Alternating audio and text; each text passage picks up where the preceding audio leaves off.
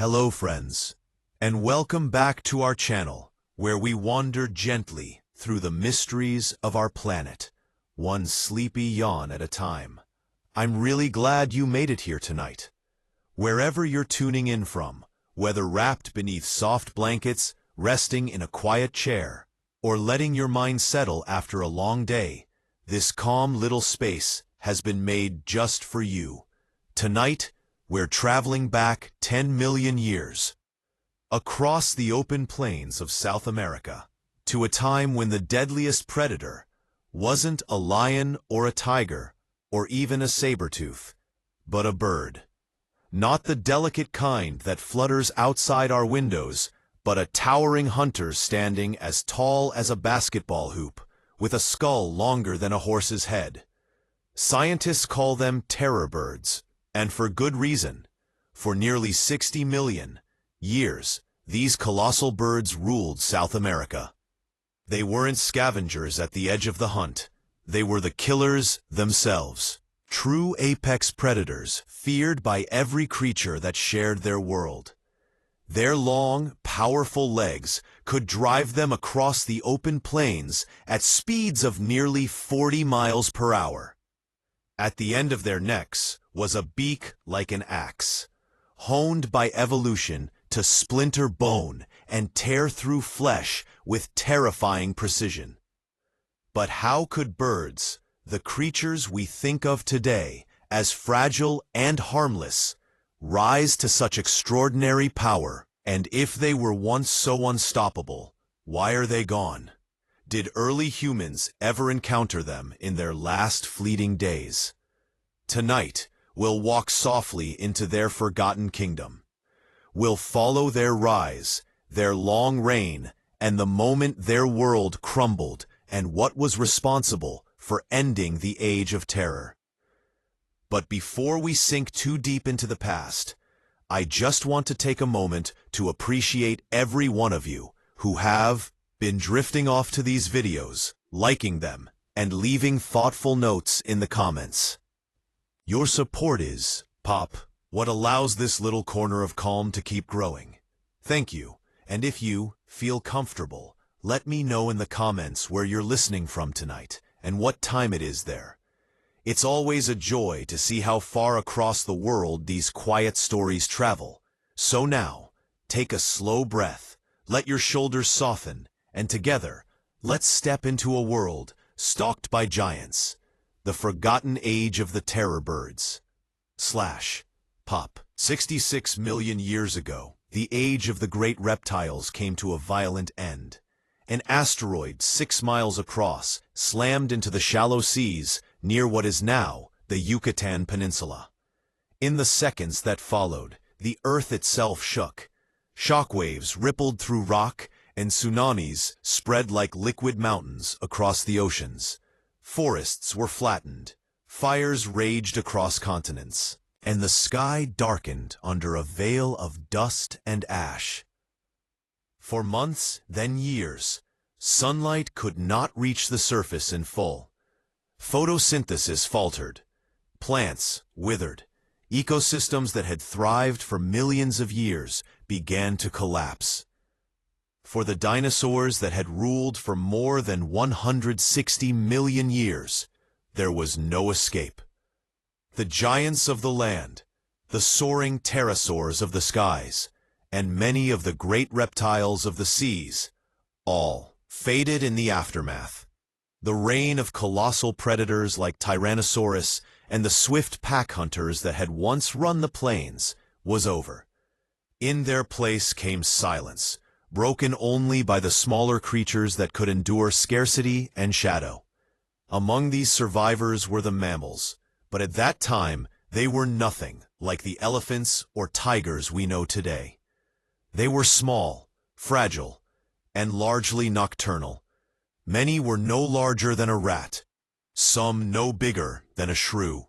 They lived hidden in the undergrowth, burrowing into soil and leaf litter, feeding on seeds and insects, keeping to the shadows left by the fallen giants. For millions of years, they had survived under the feet of the dinosaurs. never able to challenge their dominance, yet perfectly suited to slip through catastrophe. Their small size and flexible diets gave them the resilience that massive reptiles lacked. In this strange new world, the throne of apex predator was left unclaimed.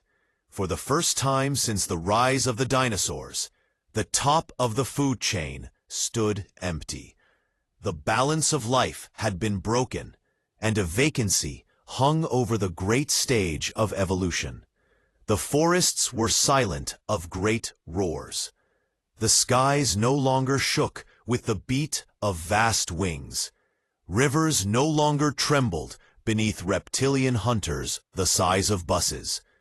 Instead, there was space, and in that space, new possibilities began to stir. The Earth itself was reshaping. As the climate slowly stabilized, plants spread once more. Ferns and flowering plants pushed up through scorched ground, covering it with green. Insects multiplied again, their buzzing returning to landscapes that had grown quiet. Small reptiles scuttled across logs. Frogs and lizards made their way back to streams, and mammals emerged more boldly into the open. Still, no single creature had risen to claim the crown of terror that the great reptiles had worn so effortlessly. For a while, the world existed in an interlude, as though holding its breath, waiting for a new ruler to appear. Predation still occurred, of course. Small mammals hunted insects, snakes caught rodents, crocodiles still lurked in rivers and estuaries. But none of these hunters could dominate an entire continent the way dinosaurs once had. The sheer scale of top predator, the one animal that shaped everything beneath it, had been lost. This absence of apex predators created an evolutionary gap, and in that gap, opportunities flourished. It was in these empty niches that experiments of evolution began to take root. Some lineages of mammals slowly began to grow larger, evolving sharper teeth, quicker reflexes, and more complex behaviors. Others clung to smallness, preferring the safety of speed and burrows. Birds, too, those feathered survivors of the dinosaur lineage, diversified across the world. Most were small, delicate, and flighted, filling the skies with calls once more. Yet on the open plains of South America, where isolation and silence reigned, a very different kind of bird was about to emerge.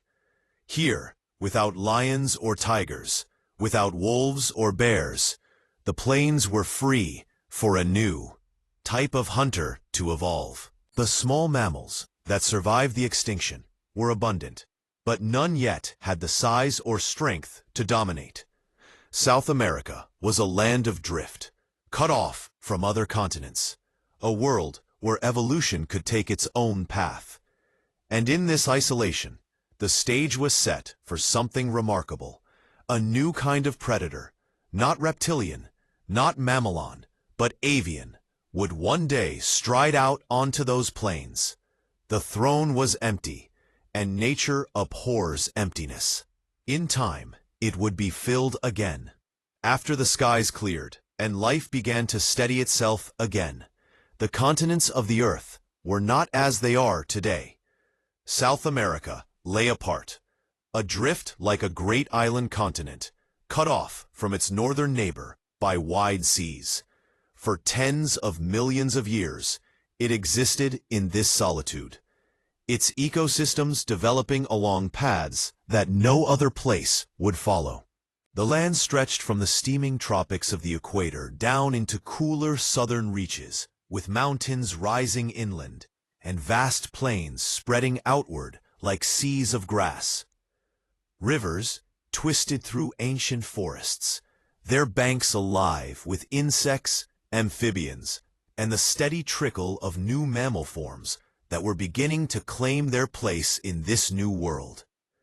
Isolation is a powerful force in evolution where other continents saw the rise and spread of familiar mammalian groups that would later give the world lions, elephants, and horses.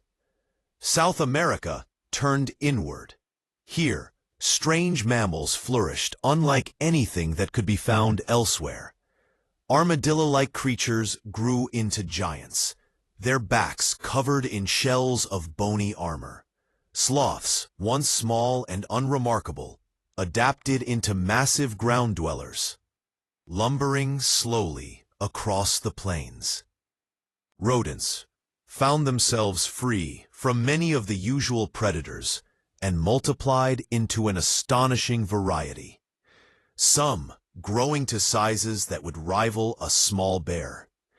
Carnivorous marsupials with sabers-shaped teeth filled roles that elsewhere belonged to cats and dogs. It was a land of experiments where evolution had the time and the space to explore forms and shapes unconstrained by outside influence. With no bridges to connect it to the rest of the world, South America became a kingdom unto itself, where every river valley and forest edge produced new adaptations. The mammals that ruled here were survivors of the Great Extinction. But in their isolation, they became something entirely unique. Yet, this strange kingdom also lacked something. In other continents, large mammalian predators were beginning to grow into their roles, adapting into wolves, bears, and great cats. South America had none of these lineages.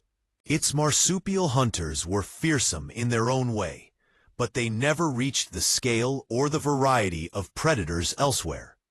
This absence left a gap at the very top of the food chain, an emptiness that waited to be filled.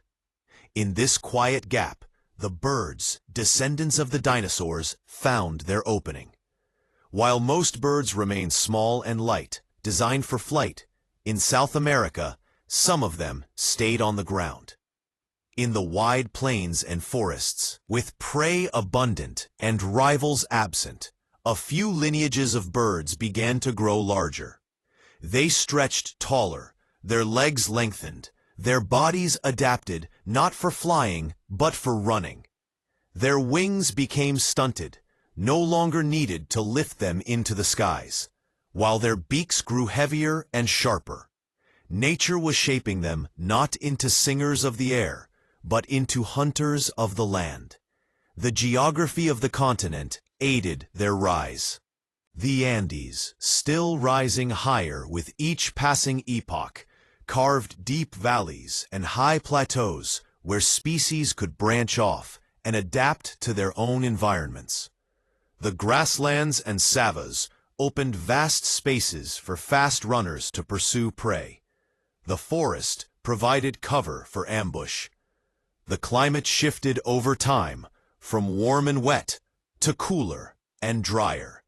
But always the continent remained closed off, its natural experiments preserved behind it, barrier of oceans. While the mammals of South America were indeed unusual and in some cases formidable, their evolutionary path was not toward becoming continent-dominating predators. They grew into herbivores of immense size, grazers and browsers that fed in herds, or armored creatures that relied on defense rather than speed. That imbalance, herds of prey animals with few great mammalian hunters to keep them in check, created the perfect conditions for a new kind of ruler to step forward.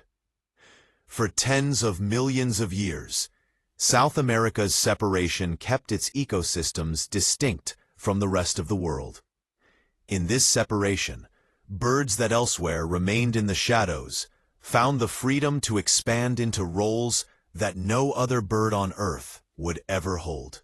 They would rise up from their modest beginnings into giants that could run down mammals, seize them in powerful beaks, and tear them apart with the force of a predator that had no equal on its continent. The land itself had given them this chance, and in the silence left by the reptiles and the absence of great mammalian hunters, they would seize it. In the long shadow of the asteroid's devastation, when the world was still reshaping itself, the Paleocene epoch began. This was a time when life tested new directions, a quieter age, when the forests grew thick again and rivers wound slowly across the land. In South America, still cut off from the rest of the continents, small survivors multiplied, filling the spaces left by the vanished reptiles. Amid this changing world, a new lineage of hunters was beginning to take shape. These early hunters were birds, descendants of the life-giving being, smaller dinosaurs that had endured the extinction. They were not giants at first. Many were modest in size, little more than agile ground runners, with sharp beaks and a taste for meat. They picked at insects, lizards, and small mammals that ventured too far from safety. Yet in the Paleocene, something in this isolated land encouraged them to grow larger. Over generations, their bodies began to change. Their wings shrank, their feathers thickened, their legs lengthened, and their beaks curved into stronger weapons. They were slowly trading the skies for the ground, abandoning flight for speed and strength. The mammals of South America at this time were unusual and vulnerable. Many were marsupials or rodent-like forms, small in stature, and not yet evolved into the herds and packs that would one day dominate. Without large mammalian predators to check them, the birds found little resistance as they adapted to become the continent's hunters. What began as swift, mid-sized predators gradually became heavier and taller, with some reaching the height of a man and more. Step by step, trait by trait, they were scaling upward into a form that could dominate the open plains. Among the first of these rising hunters were the early forest wrasses, the ancestors of what later would be called the terror birds. Their fossils, unearthed from layers of stone in places like Argentina and Uruguay, tell a story of change written in bone. Skulls elongated with beaks that ended in hooks like sharpened tools. Leg bones thickened. The muscles that once powered flight now redirected into speed and pursuit on land. Each fragment discovered gives a glimpse into their transformation, as if evolution itself was sketching draft after draft of a new kind of predator. These fossils reveal more than bones. They show the beginning of a dynasty. The shapes of their skulls suggest how they struck, driving their beaks downward in swift, crushing blows. The strength of their leg bones suggests how they ran, chasing prey across open ground with a speed no mammal of the time could outrun. Even their size tells the story, for each generation grew taller, heavier, more formidable, until they were no longer just birds on the margins, but the rulers of their landscapes. It is easy to imagine those first giant birds appearing at the edge of the forests, their shadows stretching long across the grasslands as the mammals scattered before them. Their calls would have echoed over valleys that had never heard such a sound. Their eyes, sharp and unblinking, scanned the horizon, not for seeds or fruit, but for movement, for the faint stir of prey. Every detail of their anatomy speaks of a lineage that was moving in one direction toward dominance. In the Paleocene world, where South America stood apart, these early florins began their rise. From small, nimble hunters, they became something far more imposing, a line of predators that would one day tower over every creature that shared their realm. Each fossil, found in ancient riverbeds and rocky cliffs, marks the first steps of their ascent, the opening lines of a story that would span tens of millions of years, carried forward by birds that were learning to become giants. With the first fusses already rising from their smaller ancestors, the story of the terror birds began to accelerate. Evolution is not a straight road. But in South America during the Eocene and Oligocene epochs, it took a sharp and dramatic turn. The modest hunters of the Paleocene, once no taller than a person's waist, grew larger with each passing lineage. Their legs lengthened into pillars of bone and muscle, their strides covering ground with astonishing speed. Their beaks, already curved and sharp, deepened into hooked weapons that could deliver a blow, like an axe striking down on its mark. In this land, separated from the rest of the world, these birds were shaping themselves into giants. The mammals that shared the continent did not rise to rival them. South America's mammals were evolving into unique herbivores, strange forms of sloths, armadillos, and massive rodents that grew heavier and larger as the forests thinned and plains expanded. They were abundant, plentiful, and often defenseless. None were fast enough, nor armed enough to stand against the birds that now towered over the grasslands. In these endless hunts, the birds refined themselves, each generation selected for swiftness, for precision, for the sheer force to subdue the prey that lived beside them. In this isolated kingdom, no mammal predator rose to share the throne. There were marsupial carnivores, sharp-toothed and quick, but they remained modest in size and confined to the shadows. They hunted the small and the vulnerable, but they could not challenge the birds that had grown taller than men and faster than horses. The terror birds filled the void left by the dinosaurs, becoming what the continent lacked, a single ruling order of predators that shaped the lives of everything around them. The fossil record paints their story in fragments. Bones unearthed from ancient sediments show leg structures built for incredible bursts of speed, with long, fused tarsal bones that made their strides smooth and powerful. The skulls, preserved with their massive, curving beaks, tell of a strike and retreat hunter, one that slammed its beak downward with enough force to shatter bone, then withdrew to strike again. Their eyes, set forward, gave them a hunter's depth perception, a gaze fixed upon movement in the grass. With every detail, the picture becomes clearer. These were not birds of chance, scavenging at the margins, but masters of pursuit, precision, and dominance. Their growth was not only in size, but in variety. Some species became sprinters, medium-sized hunters that darted after rodents and smaller mammals. Others became towering giants, capable of taking down the largest prey on the plains. In their diversity lay their strength. For every environment across South America, from dry savannas to open woodlands, carried its own kind of terror bird. This was not a single species rising to power, but an entire family of predators branching outward, each adapted to its own corner of the continent. Imagine the plains. During this time, herds of grazing mammals moved cautiously across the open land. From a distance, the silhouette of a bird, taller than any predator alive today, approached with steady strides. Its wings were useless for flight, reduced to small balances at its sides. But its legs were instruments of speed, and its beak gleamed in the sun.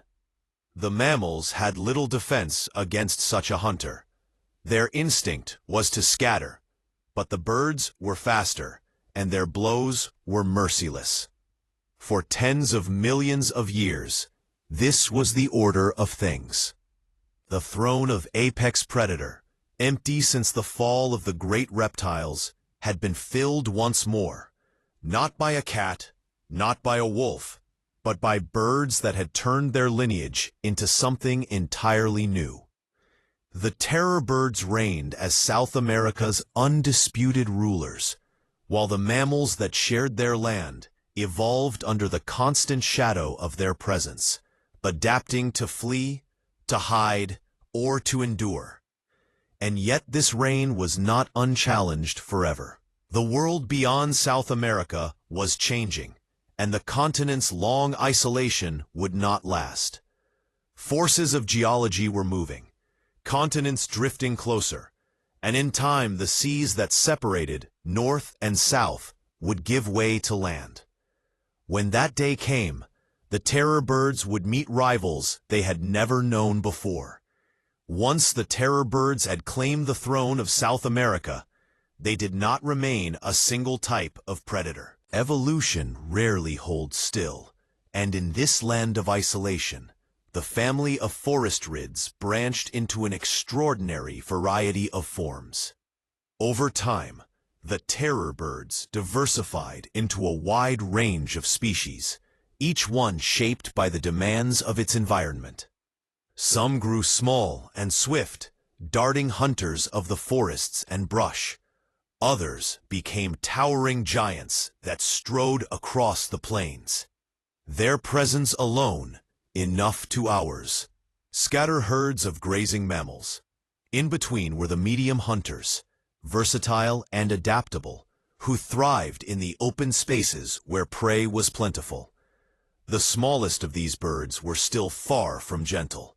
Standing a little taller than a modern crane, they were built for speed and agility.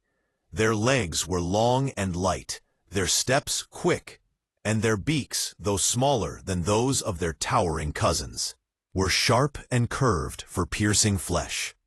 They darted after rodents, small marsupials, and the young of larger herbivores, their hunts brief and decisive. These smaller forest races filled niches that elsewhere might have been occupied by foxes or jackals.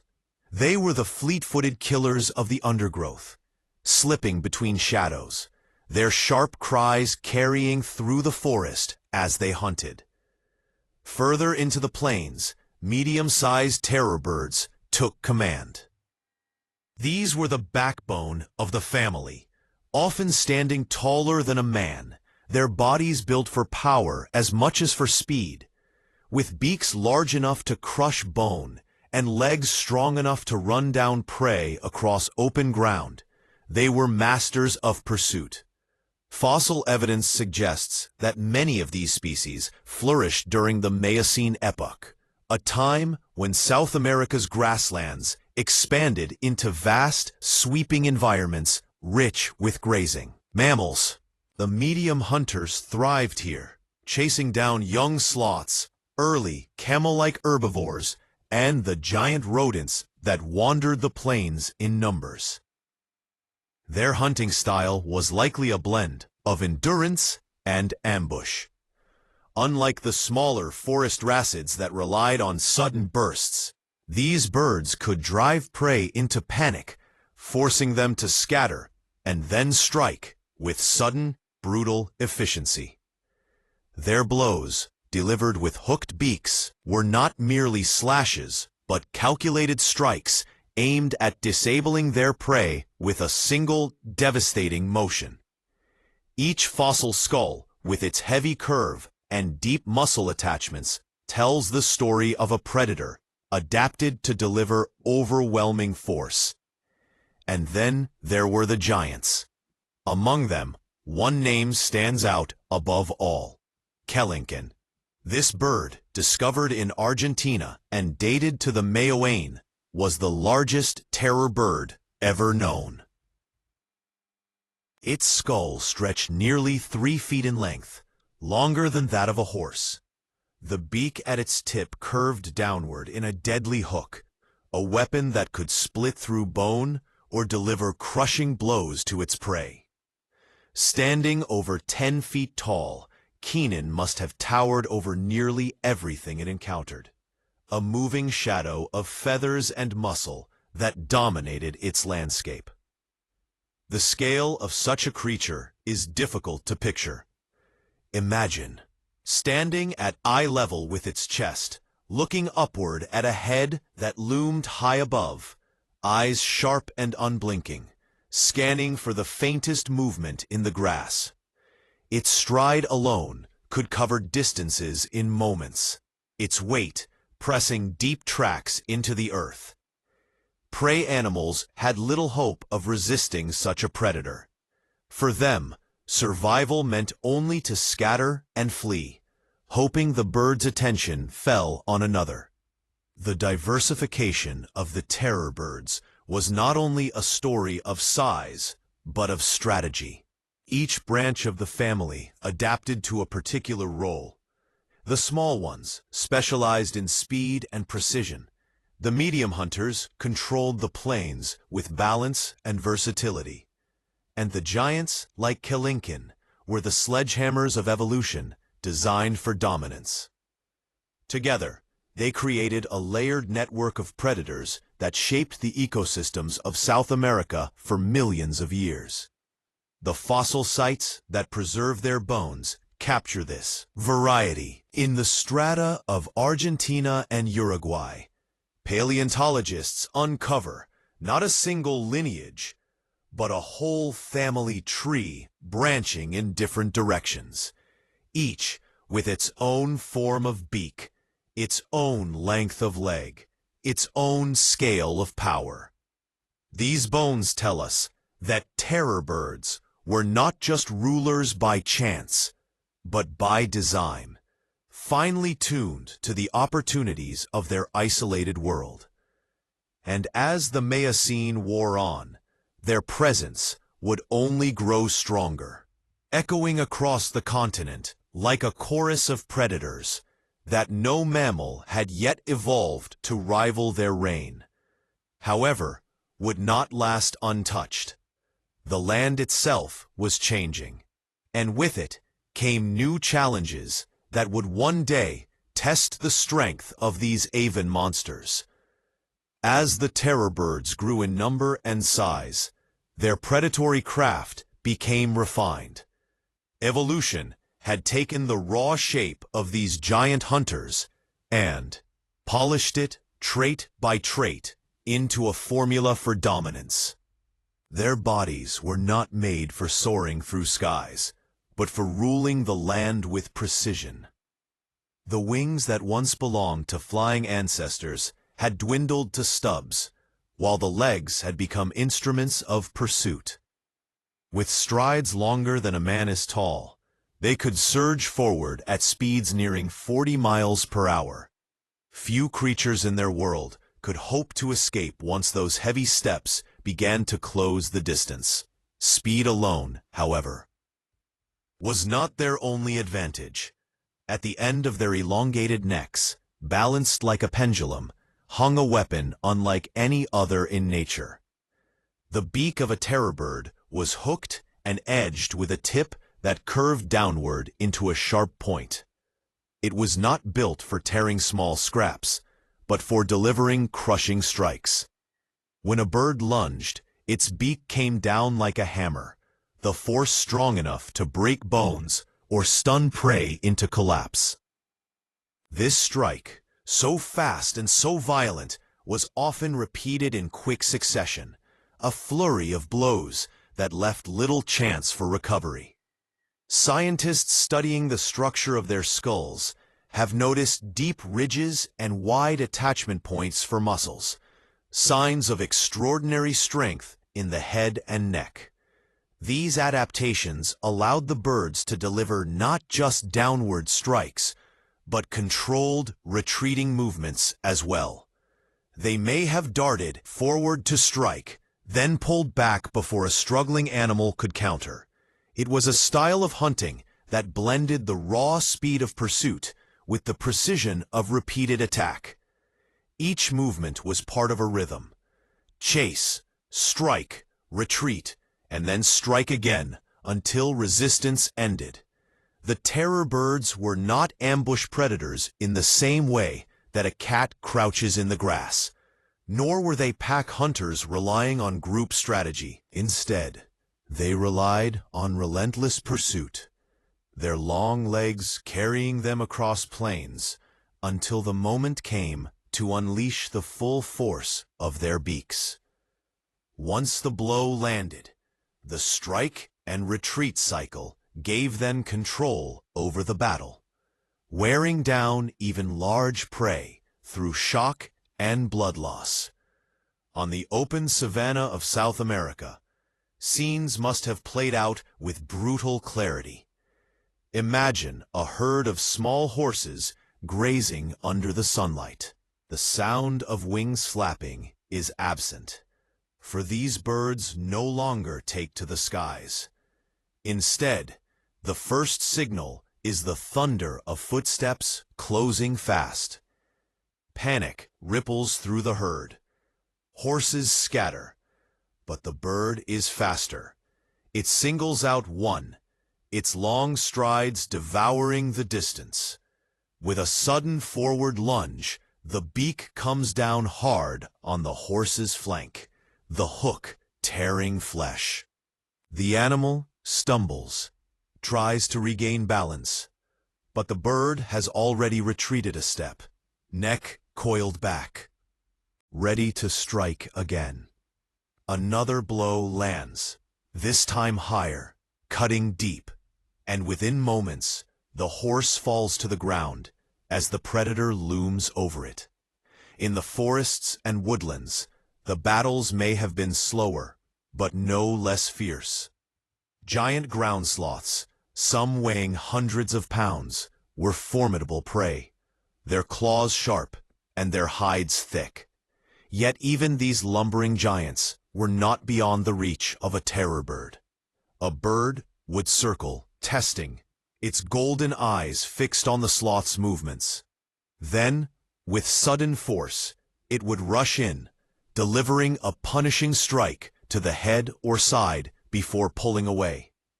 The sloth might swing a heavy claw in defense, but the bird was already out of reach.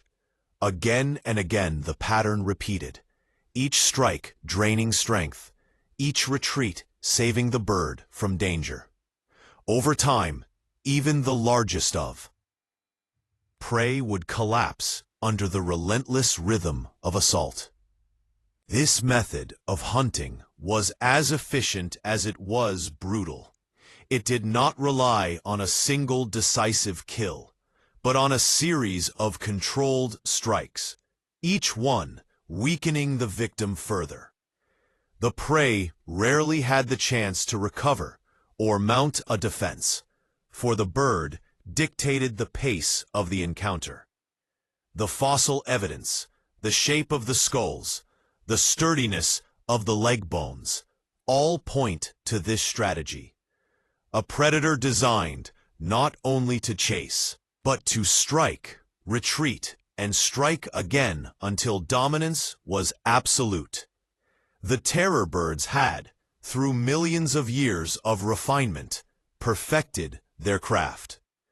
Their speed carried them into the chase. Their beaks delivered the crushing blows, and their patience turned battles into victories. The throne of apex predator was theirs, not by chance, but by mastery, etched into every detail of their bodies and every echo of the hunts that once shook the plains of South America. For more than 50 million years, the terror birds were not just hunters on the landscape. They were the rulers of an entire continent. In South America, a land cut off from the rest of the world for tens of millions of years, their presence shaped every ecosystem. From the forests of the tropics to the windswept plains and the rising Andes, these birds stood at the top of the food chain, and everything beneath them lived in their shadow. Mammals that grazed the grasslands evolved with the constant pressure of avian hunters. Small horses scattered in herds, their eyes and ears tuned to the slightest sound of heavy steps approaching. Giant rodents, some as large as bears, moved cautiously through the undergrowth, their survival depending on how quickly they could bolt for cover when danger appeared. ground sloths, armored gyptodonts, and camel-like herbivores all lived within the reach of the terror bird's beaks. Each adapted in its own way to the threat, yet none grew into predators capable of challenging the bird's authority. The terror birds were more than killers. They were architects of balance. Their dominance shaped the rhythm of life, deciding which species thrived and which dwindled. When herds grew too large, the birds culled them, ensuring that plants and forests were not stripped bare. When smaller mammals multiplied in the shadows, the birds kept their numbers in check. For generation after generation, the balance of South America rested on their shoulders, just as the great cats would later hold sway in Africa or the wolves in the northern forests. The fossil record preserves glimpses of this lost world. In the bone beds of Argentina, Uruguay, and Brazil, paleontologists uncover layer upon layer of evidence. Skeletons of herbivores are found marked with the cuts and fractures of violent blows, suggesting deaths at the beaks of predators. Skulls of terror birds, heavy and curved, show the evolution of their strength, each new species pushing the dynasty further. In some sites, their remains lie side by side with the creatures they hunted, as though time itself froze the moment of pursuit. These fossils tell us not only that terror birds lived, but that they hunted, but that they dominated, their presence echoing across every corner of the continent. To picture this world is to see an Earth profoundly different from the one we know today. Herds of mammals moved like rivers across the plains, while shadows of towering birds broke their flow, scattering them in all directions.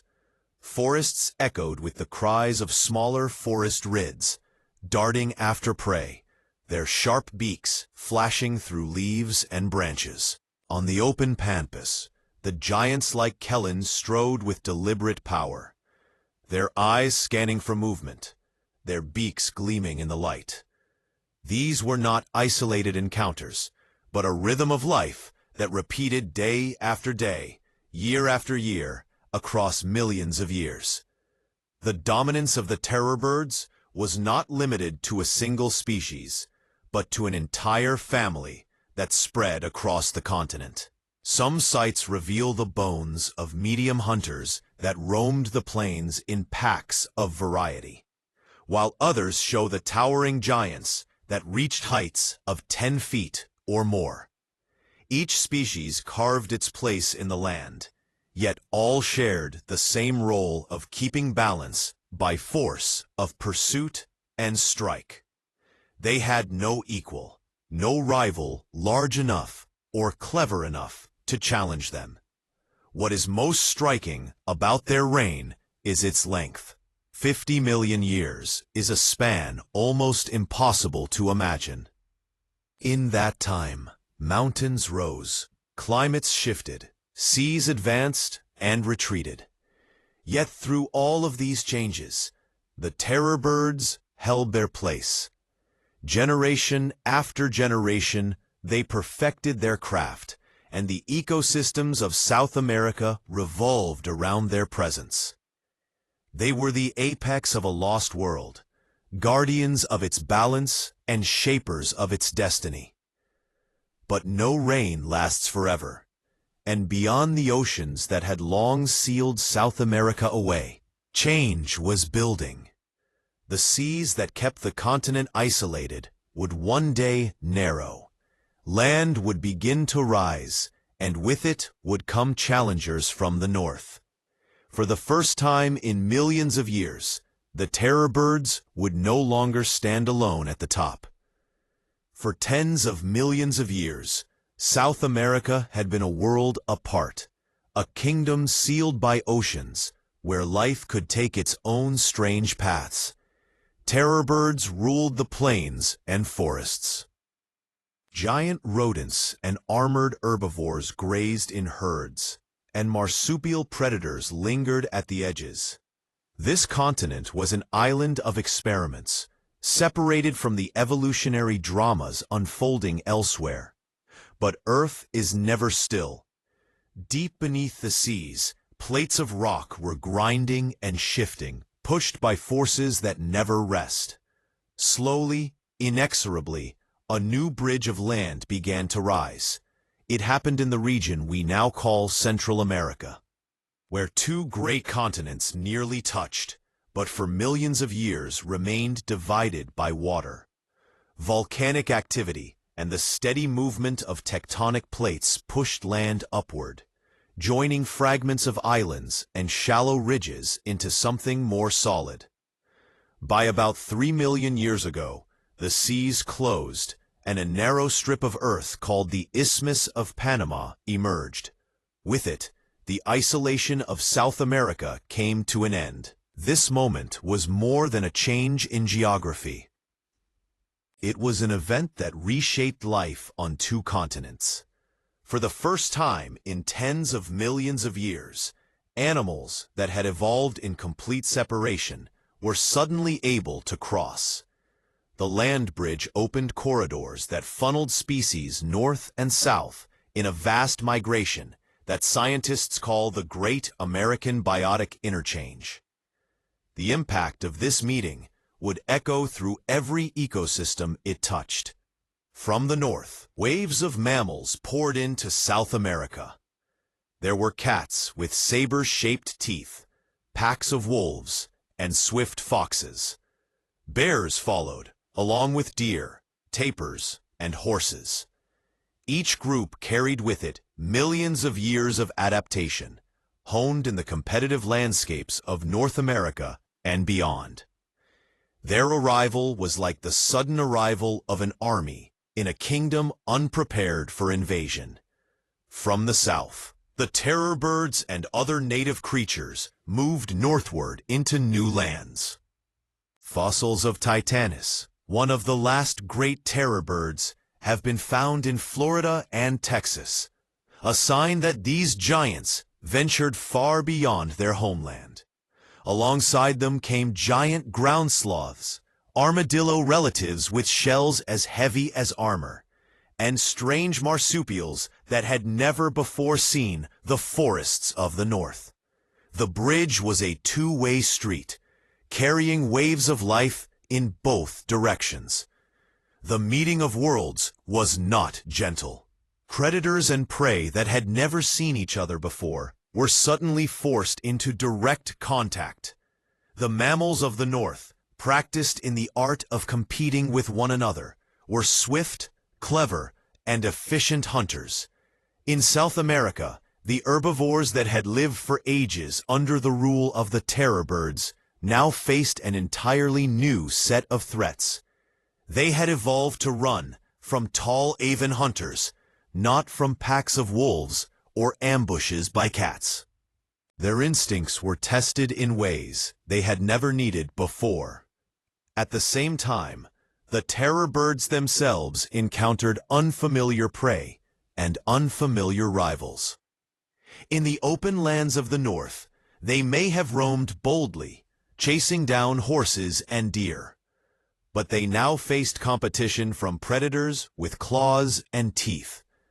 For the first time in their long reign, they were no longer unrivaled.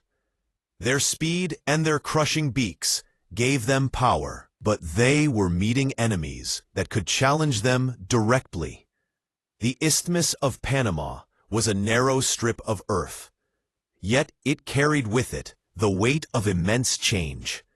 It joined two continents that had been separated since the time of the dinosaurs, and in doing so, it brought together animals that had grown up in different worlds. The invasion of South America by northern mammals had begun, and the age of terror birds, long secure in their isolated kingdom, was entering a new and uncertain chapter.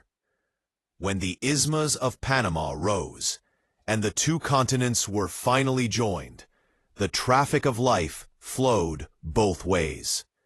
Mammals moved south in waves. But South America also sent some of its own creatures north. Among them was one of the last and most formidable of the terror birds, a giant known as Titanis. This bird, towering nearly 10 feet tall, carried the legacy of its dynasty out of its homeland and into the new and dangerous lands of North America. Titanis was built for power.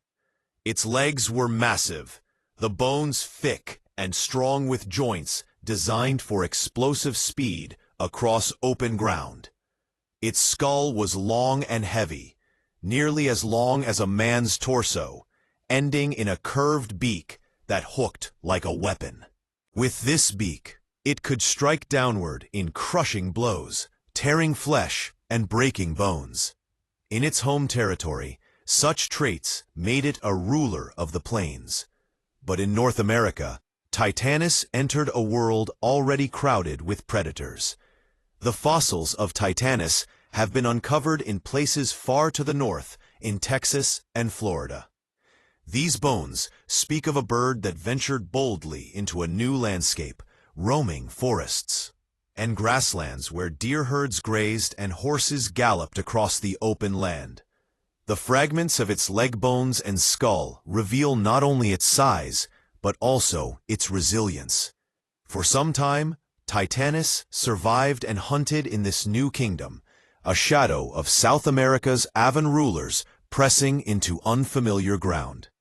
To imagine Titanis in North America is to see an animal carrying the memory of 50 million years of dominance into a foreign stage. On the plains, it would have set its sights on deer, horses, and perhaps even young bison. Its speed could carry it into a herd, scattering animals in panic, as the bird singled out the weakest. Once the gap closed, its beak descended in a powerful arc. A strike so fast, it left little chance for escape. The rhythm of chase, strike, and retreat that had served its ancestors for ages played out again under different skies. Yet, North America was not empty. Here, Titanis found itself in direct rivalry with predators that had grown up in a crucible of constant competition. Saber-toothed cats prowled the forests, their long fangs designed for precision kills.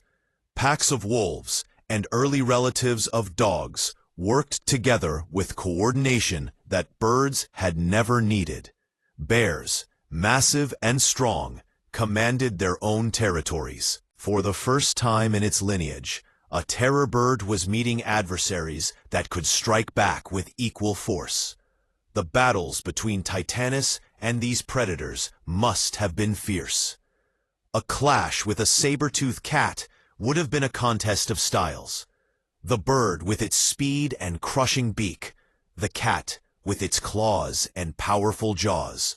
Against wolves, Titanis faced not a single opponent, but a group that could encircle and harass, nipping at its legs until the bird turned its strikes on one, only to be pulled from another side. Even scavenging bears would have tested its dominance, drawn to carcasses that Titanis may have killed, but unable to be easily driven away. These encounters are not recorded in detail, only suggested in the bones and in the imagination sparked by them. But the very presence of Titanis fossils so far north tells us that it did not retreat quickly. It lived long enough in North America to leave its mark in stone, a sign of boldness and resilience, even in the face of stiff competition. Titanis was not simply a wanderer at the edge of its range, but a true challenger, testing whether the terror bird's dynasty could spread beyond their home continent. The outcome was not in their favor. Titanis would be the last of its line to stride the earth, surviving until about 2 million years ago before fading away.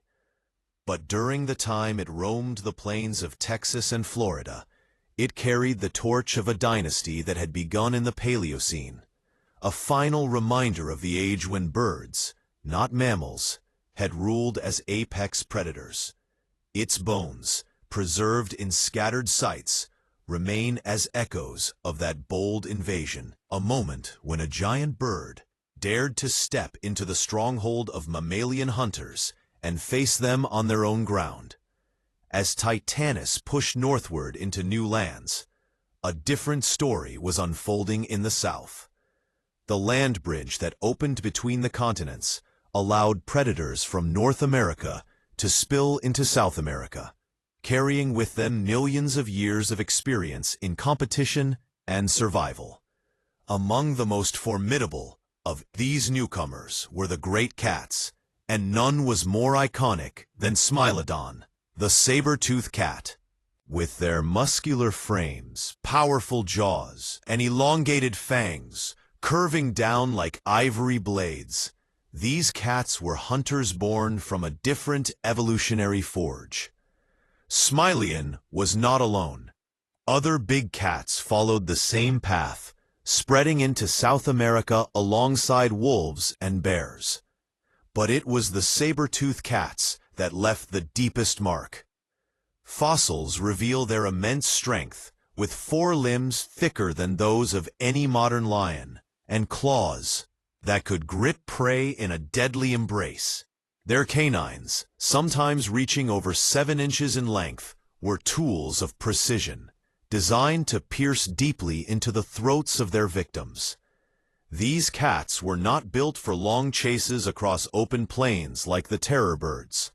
Instead, they were ambush hunters, using stealth, patience, and sudden bursts of explosive power to bring down their quarry. The arrival of the saber-toothed cats brought with it a clash of styles. Terror birds had perfected the art of pursuit, using their speed and crushing beaks to strike in relentless waves until prey collapsed. Smilodon relied on ambush, stalking quietly until the moment was right, then unleashing an attack that was swift and final. The plains and forests of South America became arenas where two very different visions of predation played out side by side. One can imagine the tension in such encounters. A terror bird, towering at 10 feet, patrolling the edge of a herd of grazing mammals, scanning for weakness. Its golden eyes lock onto a target, legs ready to surge forward, neck coiled for the killing strike. But somewhere in the tall grass, hidden and silent, a saber-toothed cat waits. Its body pressed low, muscles tensed, breath steady. The prey senses danger, but from which direction? In the chaos that follows, the bird might sprint forward in a storm of speed and force, while the cat bursts from cover, claws extended and jaws wide.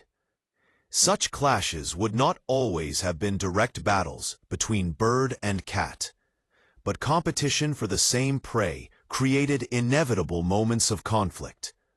Fossils cannot record the drama of those hunts, yet the very fact that both lineages shared the land tells us that they must have crossed paths often. Each encounter was a test of different strengths. The crushing beak against the curved fangs, the towering height against the low and muscular power, the strike and retreat rhythm against the sudden grapple of claws.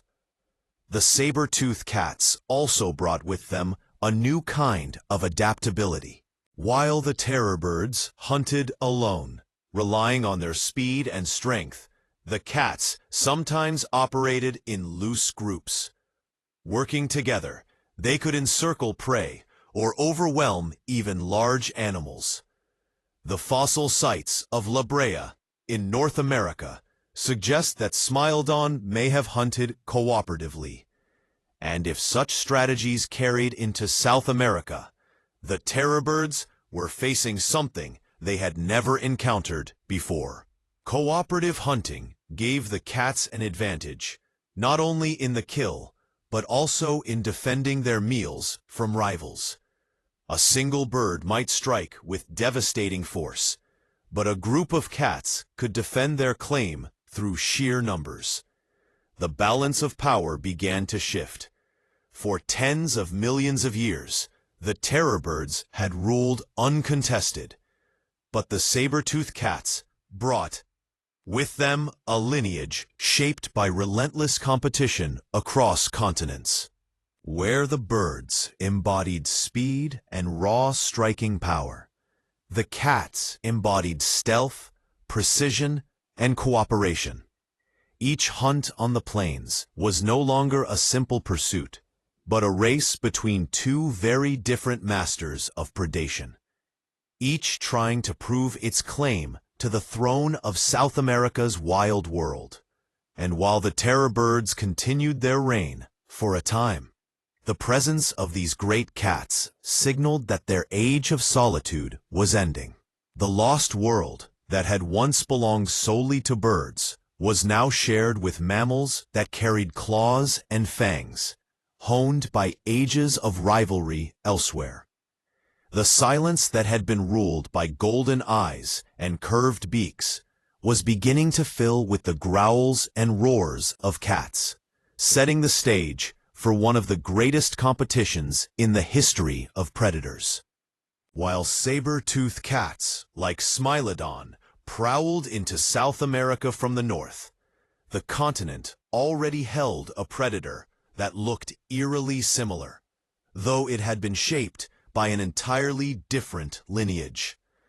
Its name was Thylacis, and at first glance, it could easily be mistaken for a saber-toothed cat.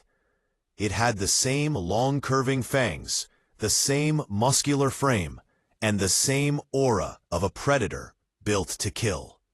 Yet Thylacis was not a cat at all. It was a marsupial, a relative of opossums and kangaroos, a product of South America's long isolation, where evolution had taken a different path.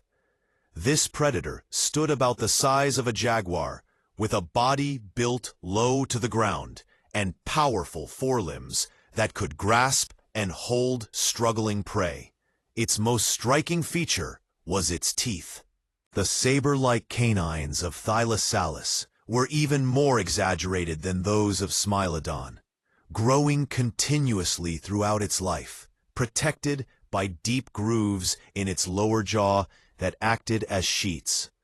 These teeth curved down like twin daggers, each one capable of driving deep into flesh with precision. The skull itself was unlike that of any cat, elongated and adapted to anchor the muscles needed to drive those fangs forward. It was a design at once strange and terrifying, a predator born from nature's willingness to repeat its own experiments in entirely different ways. South America's isolation had allowed this marsupial lineage to thrive without interference. For millions of years, Thylacis occupied the role of apex hunter in its environment, filling a niche that elsewhere was held by true cats. Fossil sites across Argentina preserve its remains, and in these bones, paleontologists see the clear echo of convergent evolution, where two unrelated animals evolve similar traits to solve the same problem. In this case, the problem was how to kill efficiently, and the answer in both North America and South America was the saber-tooth design. The hunting style of Thylacis was likely one of ambush rather than chase. Its body was stocky, not built for long-distance pursuit like the terror birds. Instead, it would have relied on stealth, waiting in cover, then exploding into action with claws outstretched. Once it had seized its prey, its powerful forelimbs held the victim in place, while the elongated canines delivered a precise and fatal bite, probably aimed at the throat or soft tissues where blood flowed quickly. Unlike the crushing strikes of a terror bird's beak, the attack of Thylacis was quiet and surgical. It was a predator of shadows rather than open plains. The coexistence of terrorbirds and thylox created a unique stage in South America's prehistory. Both were apex hunters, both terrifying in their own ways, yet their styles could not have been more different. Terrorbirds towered over the grasslands, their hunts public and dramatic, scattering herds in chaos before striking. Thylacosmilus worked in silence, a hidden figure in the forest or scrub, launching itself in sudden bursts at unsuspecting prey. One reigned with speed and bone-crushing force, the other with precision and stealth. Nature has often repeated itself across different lands, producing creatures that resemble one another even when their ancestry is worlds apart. The marsupial smilus and the placental smilin are among the clearest examples of this phenomenon. They never shared a common saber-toothed ancestor. Instead, the pressures of predation sculpted them into similar forms, each finding the saber-tooth solution in its own way. It is as if evolution, given enough time and isolation, returns to familiar ideas, reshaping them in new bodies. For millions of years, Thylasalus thrived in South America, holding its place as one of the continent's dominant predators. Fossils suggest that it endured until the apocalypse, arrival of new mammalian competitors from the north, when the land bridge broke its isolation. Its decline marks one of the many turning points in South America's story, where native lineages gave way to newcomers. Yet in its time, Thyla stood as proof of nature's creativity, a saber-tooth hunter born not from cats, but from marsupials, stalking the same prey as the terrorbirds, yet following a path entirely its own. The presence of such a predator, so familiar in shape, but so alien in origin, shows how strange and varied the experiments of evolution can be. In South America, a continent already ruled by giant birds, armored herbivores, and massive rodents, the marsupial saber-tooth added another layer of wonder. It was a reminder that the Earth's history is filled with creatures that defy expectations. Animals that could vanish without leaving descendants, but whose bones tell of a time when the natural world was filled with possibilities beyond imagination.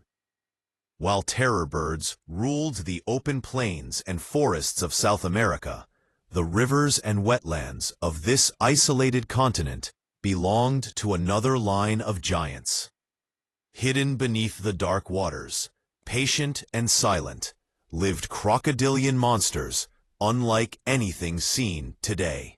The most fearsome of these was Purosaurus, a giant caiman that grew to lengths of nearly 40 feet, longer than a bus, and weighing several tons. Its skull alone stretched more than 5 feet, armed with thick, conical teeth, designed not for slicing, but for crushing. With one explosive lunge from the water, it could seize prey as large as a horse and drag it beneath the surface in an instant. The presence of Purosaurus meant that the rivers and lakes of South America were no less dangerous than the plains above them. Fossil evidence shows that this massive predator prowled the waterways of the Miocene epoch about 8 million years ago. In the wetlands of the Amazon basin, rivers ran wide and slow, their banks thick with vegetation. Herds of mammals came to drink at the edges, and terror birds themselves may have wandered too close. For any creature stepping into that water, the risk was immense. Purosaurus was not just large, it was built for domination. Its bite force has been estimated among the strongest of any animal that has ever lived. Capable of breaking bones with a single snap. Unlike the strike and retreat tactics of the terrorbirds, Purosaurus relied on ambush. It remained motionless for hours, its nostrils just above the surface, until the moment came to surge forward. Its immense jaws clamped shut with irresistible power, and the victim was pulled into the depths where the struggle would end in silence. The waterways of South America during this time can be imagined as parallel kingdoms. On the land, the terrorbirds reigned, their speed and crushing beaks shaping the balance of life. But in the rivers, Purosaurus ruled without equal, its massive body gliding beneath the surface, its eyes and snout breaking the water only briefly before sinking again. Birds and crocodiles rarely competed directly, for their worlds rarely overlapped, yet their dominions bordered each other at every riverbank. When a herd of grazing mammals moved across the plains, they risked the terror of a bird's pursuit. When they sought water to drink, they risked the ambush of a giant caiman. Survival in this world was a matter of navigating two predators, one from the land and one from the rivers, each as deadly in its own way. The fossil remains of Purosaurus tell a story not just of size, but of ecological power. Its bones have been found alongside the remains of turtles, fish, and mammals, suggesting a varied diet. It likely fed on whatever wandered into reach, from aquatic creatures to land animals that came too close to the water's edge. Some fossils show bite marks that match the immense teeth of Parasaurus, traces of encounters that ended swiftly and violently. Even other crocodilians, smaller relatives, may have been prey for this behemoth. The coexistence of Purosaurus and the terrorbirds reveals a South America where apex predators divided the world between them. Neither dominated the other, but both commanded absolute power in their respective realms. It was a balance etched into the landscape itself. On the plains, feathers and talons kept order. In the rivers, scales and teeth held sway. For millions of years, this dual dominance shaped the continent, forcing every other creature to live within the boundaries set by bird and crocodile. To imagine standing on the edge of a Miami River is to sense that dual presence. The plains behind are patrolled by towering birds, their shadows stretching across the grass. The water ahead is calm, yet beneath the surface lies a predator larger than anything alive today, waiting in perfect stillness. In that stillness is the reminder that South America was once a continent where life could be ended in an instant, whether from the skies above or the waters below. And while Purosaurus eventually faded from the rivers, replaced by smaller crocodilians, more like those we know today, its time marks one of the most extraordinary chapters in the story of predators. For a while, South America was not only the land of terrorbirds, but also the realm of crocodile monsters, each reigning in their own domain. Their presence woven into every movement of the animals that tried to survive between them. For tens of millions of years, the plains of South America had been the perfect stage for the terrorbirds. Wide grasslands, stretched for miles, open spaces where speed and power were rewarded.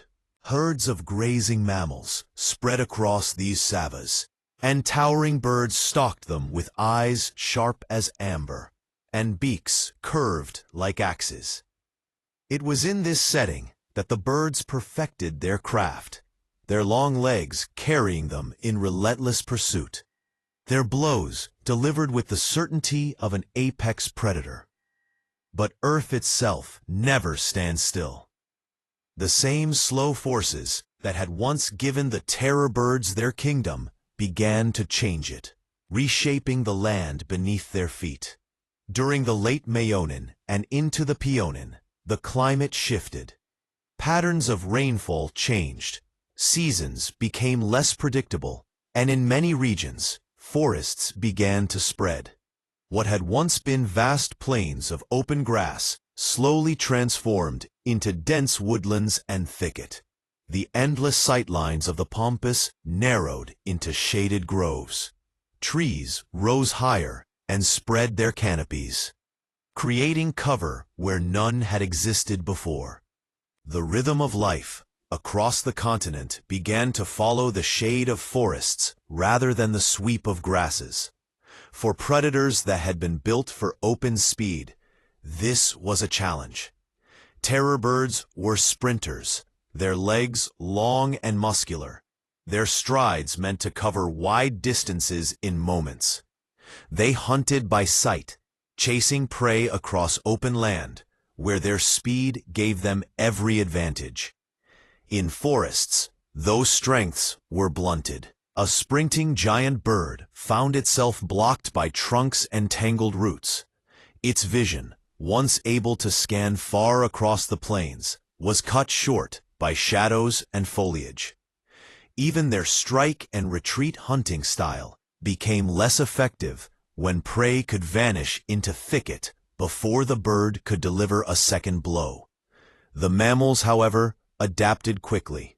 As forest spread, new browsers flourished among the trees, feeding on leaves and shoots. Many grew smaller, more agile, darting between cover where giant birds could not follow.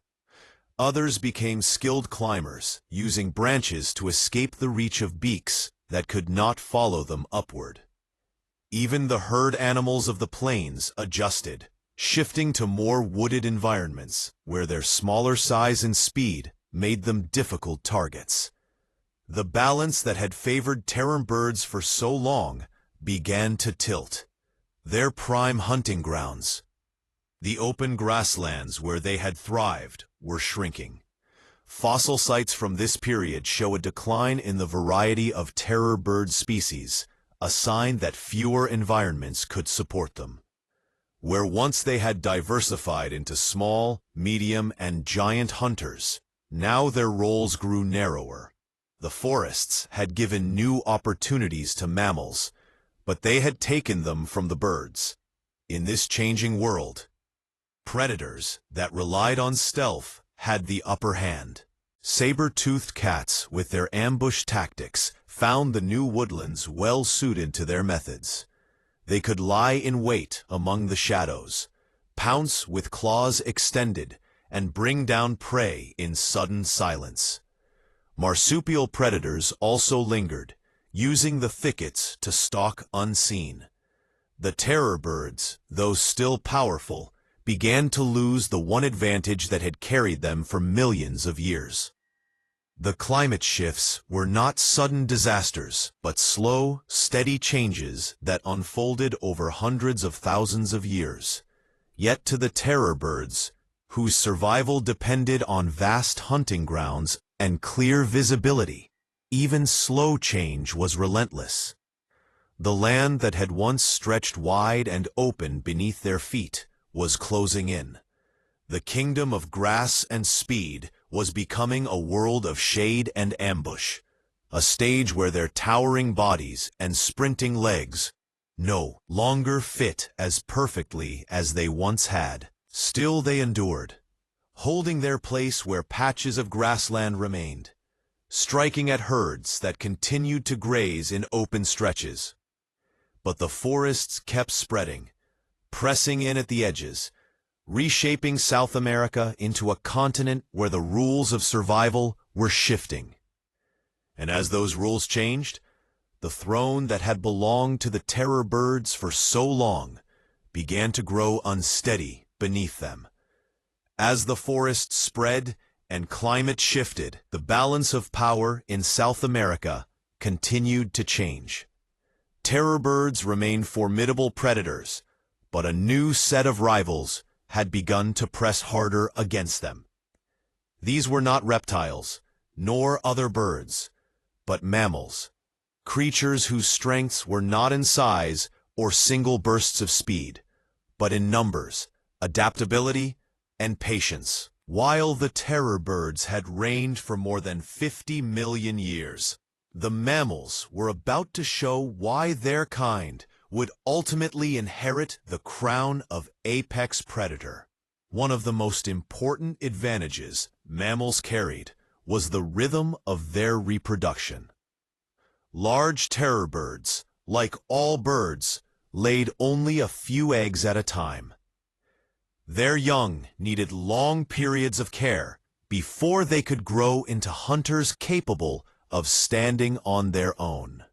A single failed season or a nest lost to scavengers could mean the end of an entire year's effort. Mammals, on the other hand, reproduced far more quickly. Many species gave birth to litters, producing multiple young at once. Their breeding cycles were shorter, allowing them to recover more rapidly from losses over generations. This meant that mammals could expand their populations with a speed that no bird could match. Reproduction was only the beginning. Mammals were also changing the very rules of predation. Terror birds were solitary hunters, relying on their height, speed, and crushing beaks to subdue prey in single confrontations. Mammals brought with them something entirely new: the ability to cooperate in groups. Early canids, the ancestors of modern wolves and dogs, learned to work together, chasing prey over long distances, exhausting it before moving in for the kill. Packs of small predators could succeed where a lone bird might fail, overwhelming even larger animals through persistence and teamwork. This cooperative strategy gave mammals flexibility. Where a terror bird needed open ground and clear sightlines, mammals could adapt to different environments, spreading into forests, mountains, and scrublands. Their methods were not limited to speed or strength alone, but to shared effort. A pack of hunters could flank and harass, driving their prey in circles, cutting off escape routes, and wearing it down with relentless pursuit. Even if an individual mammal was weaker than a terror bird, together they became stronger than any single predator could be. Fossil evidence suggests that these cooperative hunters were already emerging in South America after the land bridge opened. Dogs, foxes, and other carnivores migrated south, bringing with them not only sharp teeth, but the ability to hunt as units for prey animals. This meant that danger could come from more than one direction, a threat that no bird could fully counter.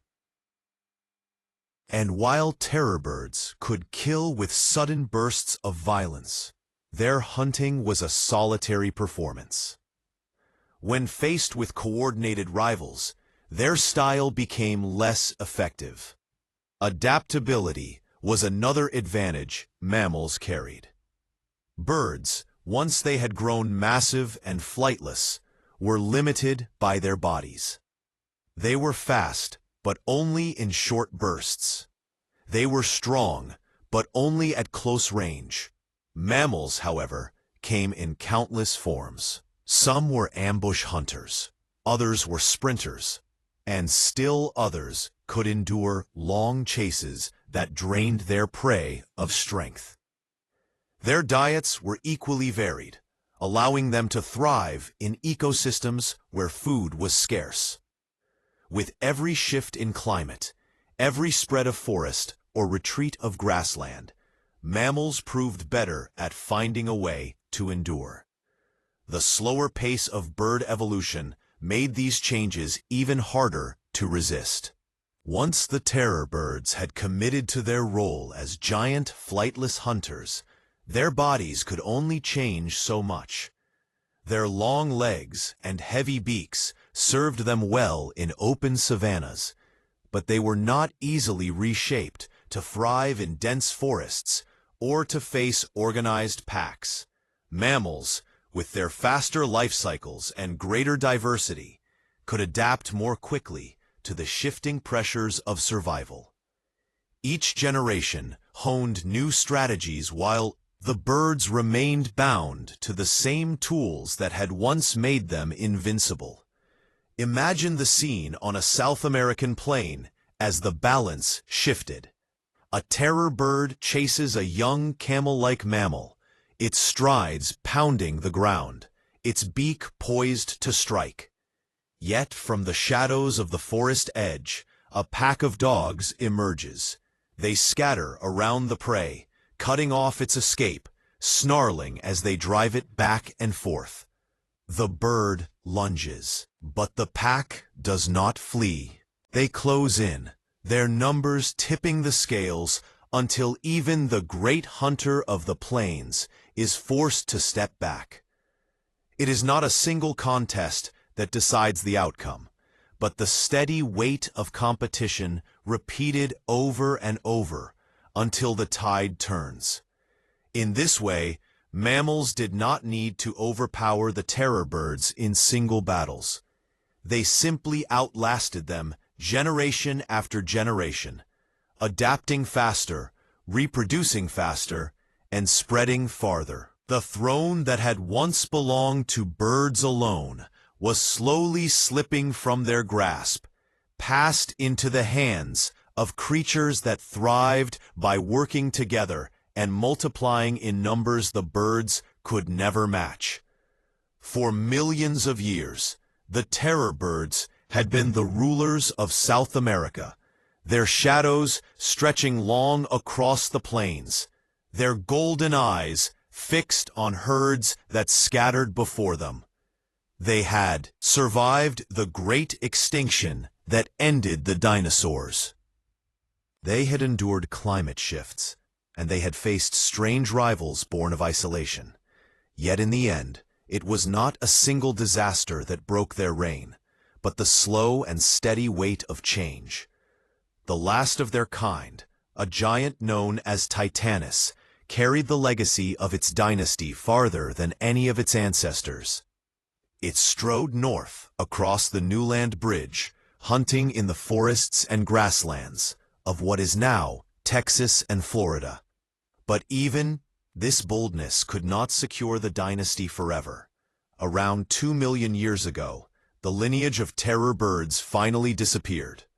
Titanis was an imposing figure, standing nearly 10 feet tall, with a skull nearly as long as a man's arm. Its beak curved down into a hook, as sharp and deadly as a blade. Its legs were thick with muscle, built to launch it forward in bursts of speed that could outpace deer and horses. The fossils of Titanis reveal these features in stark detail: the fused bones of its legs, the heavy ridges of its skull, the great cavity where neck muscles once anchored. Each piece speaks of power honed across ages, the perfection of a hunter's body. Yet the world that Titanis inherited was no longer the isolated stage of its ancestors. In North America, the bird-faced predators, unlike any it had known before. Saber-toothed cats lurked in it. Forests, their ambushes swift and final. Packs of early wolves hunted together with coordination that even a bird of Titanis' size could not easily counter. Bears, massive and strong, competed fiercely for carcasses and prey.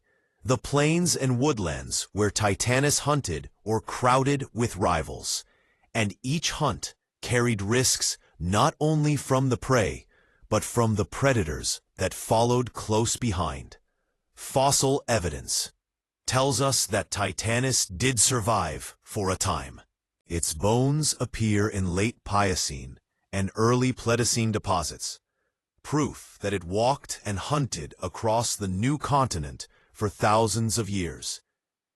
The discoveries in Florida, in particular, give us glimpses of its final stand.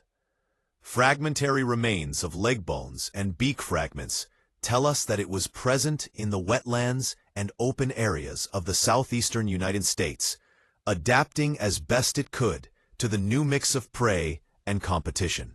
These fossils are like whispers of a dynasty at its end, scattered traces of a creature that had once dominated a whole continent. To imagine Titanis in its final age is to see both majesty and struggle.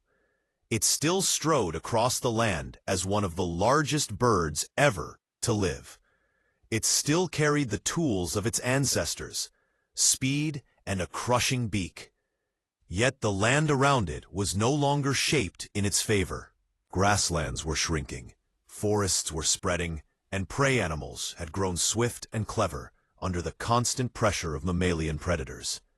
The balance had shifted, and Titanis was left fighting for a crown that no longer belonged to it. The decline of Titanis was not sudden, but gradual. Each generation faced fewer hunting grounds, fewer opportunities, and greater risks. Its reproduction remained slow, with only a few eggs laid each season, while mammals around it multiplied rapidly. Every loss was harder to replace, every challenge more difficult to overcome. And so, over thousands of years, the great bird faded.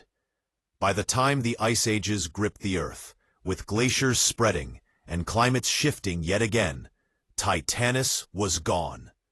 The plains it had once patrolled grew quiet, the echo of its footsteps silenced. All that remained were the bones buried in ancient sediments, reminders of a time when birds, not mammals, held the throne of predator. These fossils stand as the last chapter of their dynasty, the record of a lineage that rose in the Paleocene, flourished for 50 million years, and made its final stand in the shadow of new rivals. In Titanis, the story of the terror birds reached both its greatest distance and its end. It was the boldest of its kind, carrying the rule of the birds beyond the borders of South America. Yet it was also the last, the one that walked into a world where the throne of apex predator had already passed to others. Its disappearance marked the close of an age, leaving silence where once there had been the thunder of giant strides and the sharp cry of a hunter scanning the plains. When the last of the great terror birds, Titanis, faded from the land around 2 million years ago, the Earth was already entering a new chapter.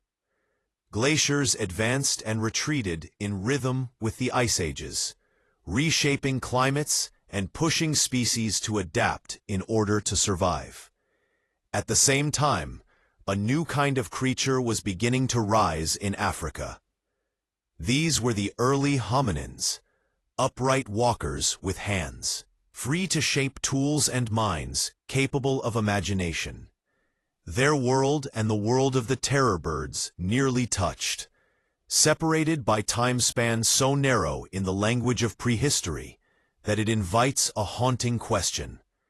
Did humans, or our close ancestors, ever look into the eyes of one of these avian giants? The fossil record places the extinction of Titanis at roughly 2 million years ago. At that point in Africa, species such as Homo habilis were already chipping stones into tools, scavenging and hunting across the savas. A little later, Homo erectus would emerge, ranging farther, building fires and pushing out of Africa into Asia. The timelines overlap in intriguing ways. While the birds had already vanished from South America and North America, hominins were rising on another continent. The two stories brushed close together like lines on a map that almost meet but do not quite cross. Yet the absence of direct contact does not silence the wonder. Prehistoric. Humans did not encounter Titanis itself, but the echoes of such creatures might have rippled into their myths. Across human cultures, there are stories of giant birds, predators large enough to carry off people or livestock, beings that ruled the skies or stalked the earth. The Roc of Arabian Tales, a bird so vast it could lift an elephant.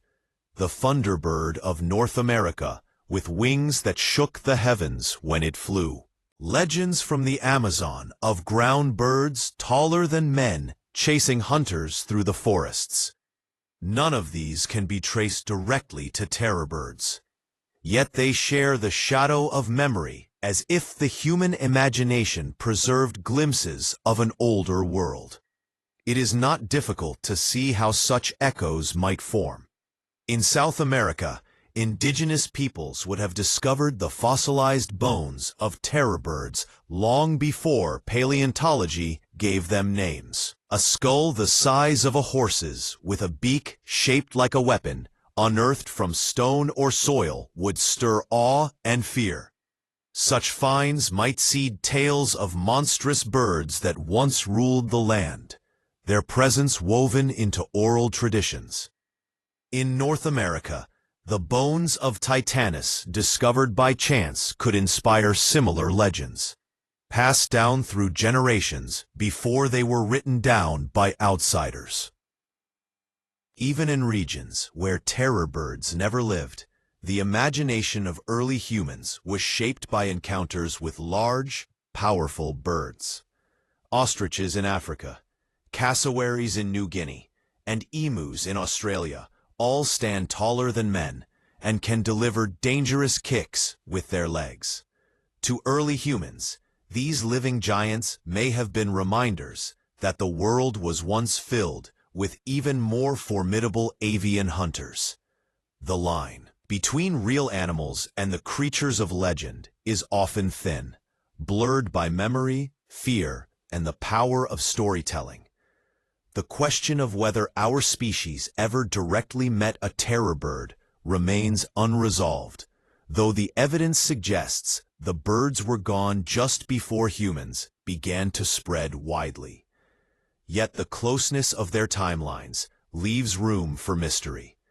Fossils continue to be uncovered, and dating methods grow ever more precise.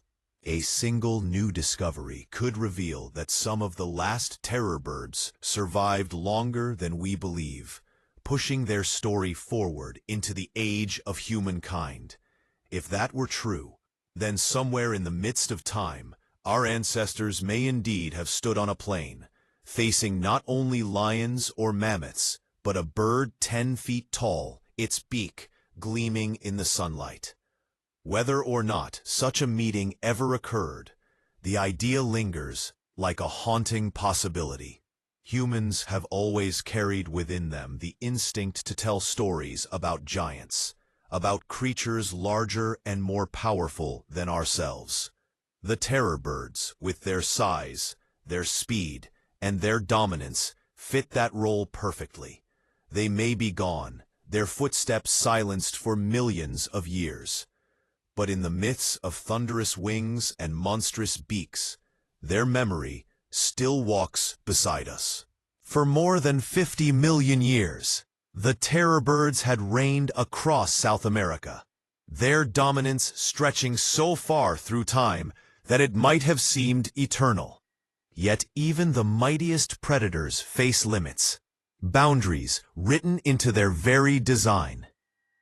Birds that once chased down horses, that once struck with beaks powerful enough to crush bone, eventually gave way to mammals that were smaller, quicker to reproduce, and endlessly adaptable. To understand why the throne slipped from avian hands, one must look not only at the rivals they faced, but also at the limits of what it means to be a bird. The terrorbirds were powerful hunters, but they had committed to a very narrow path. By losing the power of flight, they gained strength, size, and speed on the ground. Yet this came at a cost. Wings had been reduced to stubs. Their bodies could no longer lift into the air, and their survival was bound to the earth beneath them. This meant that their success depended on open plains, on space to run, and on prey that could be subdued by speed and striking force. When climates shifted and forests expanded, their bodies could not change quickly enough to meet the new demands. Evolution had locked them into a form that was perfect for one kind of world, but ill-suited for others. Mammals, by contrast, carried no such restrictions.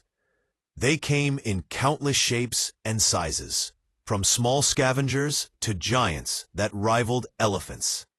Some evolved into sprinters, others into ambush hunters, and still others into pack predators that used cooperation instead of raw force.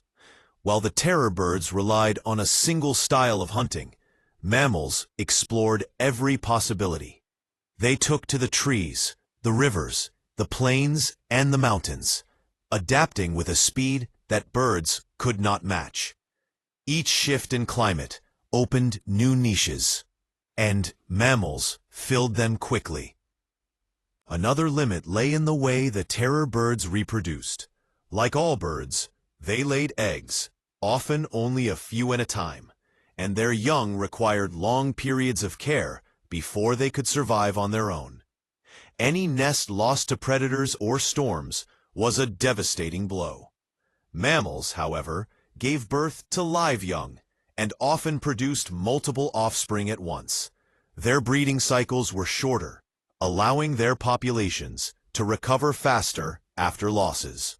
Over generations, this difference meant that mammals could expand into new territories and respond to changes with a resilience that birds lacked.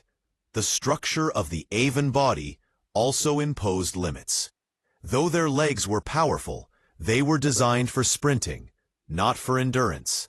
Terror birds could overwhelm prey in short bursts, but they could not run down animals over long distances.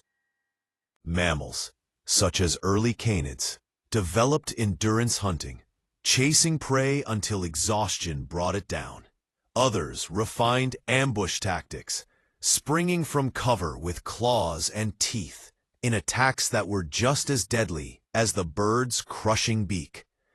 These different strategies allowed mammals to hunt in forests, deserts, and icy plains, while the birds remained tied to the open spaces where their speed mattered most. There was also the matter of intelligence.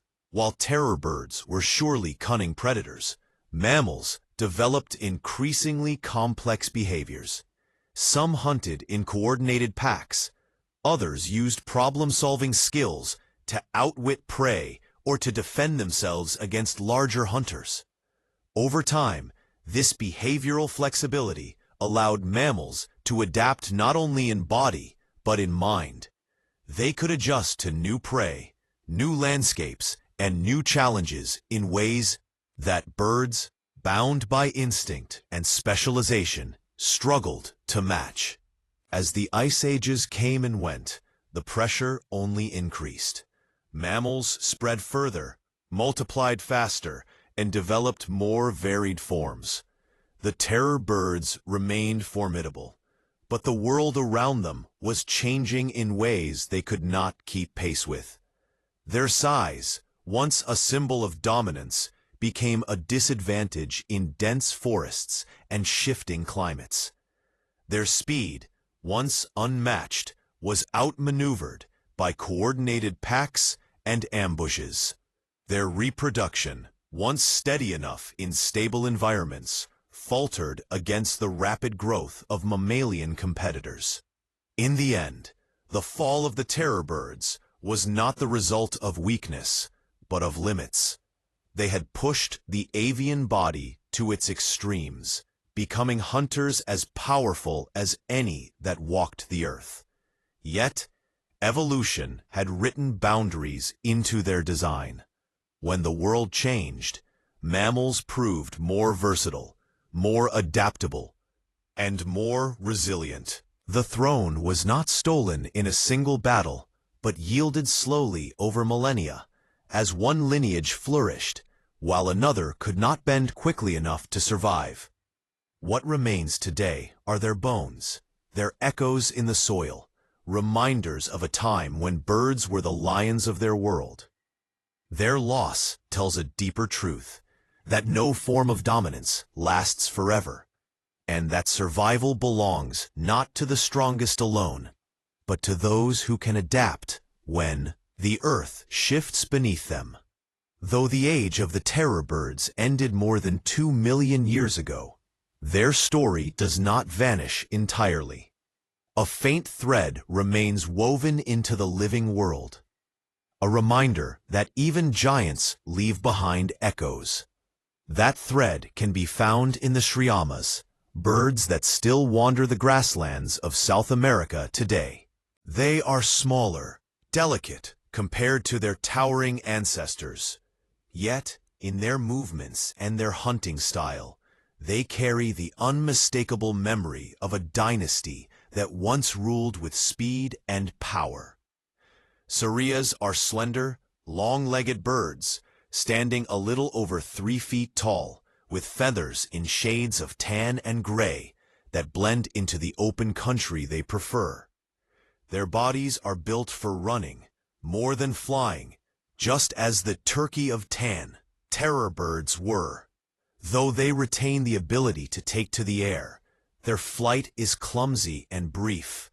Instead, they dash across the ground with surprising speed, using their strong legs to chase down prey. Watching them sprint across the grasslands is to see in miniature the shadow of the giants that once thundered across the plains. Their hunting behavior reveals even more of this lineage. Sirius feed on small animals such as lizards, snakes, insects, and rodents. But the way they dispatch their prey is strikingly similar to the methods of their ancestors.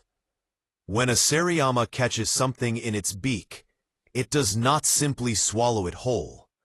Instead, it lifts the prey high and slams it against the ground over and over until bones break and movement ceases.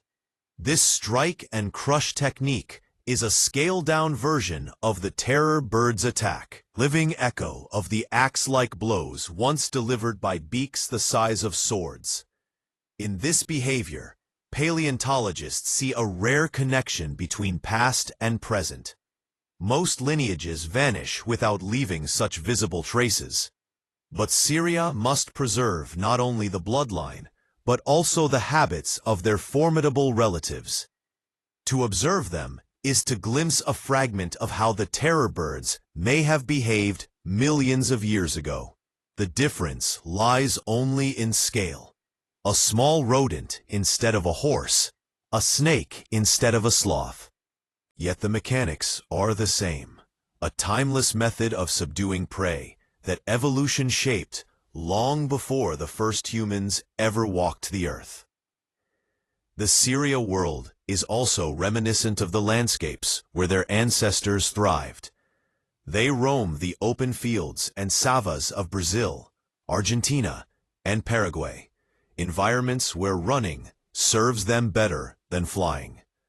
Their long legs allow them to cover ground quickly, while their sharp eyes scan for the faintest movements. When alarmed, they prefer to sprint rather than take to the sky, just as the terror birds once did. Even their calls, loud and carrying across the grasslands, evoke the eerie presence of larger birds that once announced their dominance over the plains. For scientists, Suras are more than curious survivors. They are windows into an ancient way of life.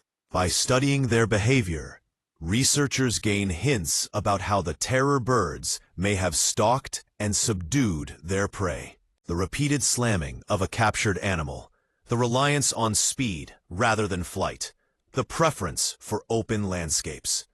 All of these traits suggest that what we see in Sirius today are not entirely new. but inherited strategies refined by time. There is something almost haunting about this continuity. The terror birds are gone, their bones resting in stone and sediment, their reign remembered only in fossils. Yet in the living stride of a Siriyama, in its swift chase across the grass and the brutal slam of its beak, the story continues in whispers. These small survivors carry the echoes of giants within them, a reminder that the past never truly disappears, but lingers in unexpected forms.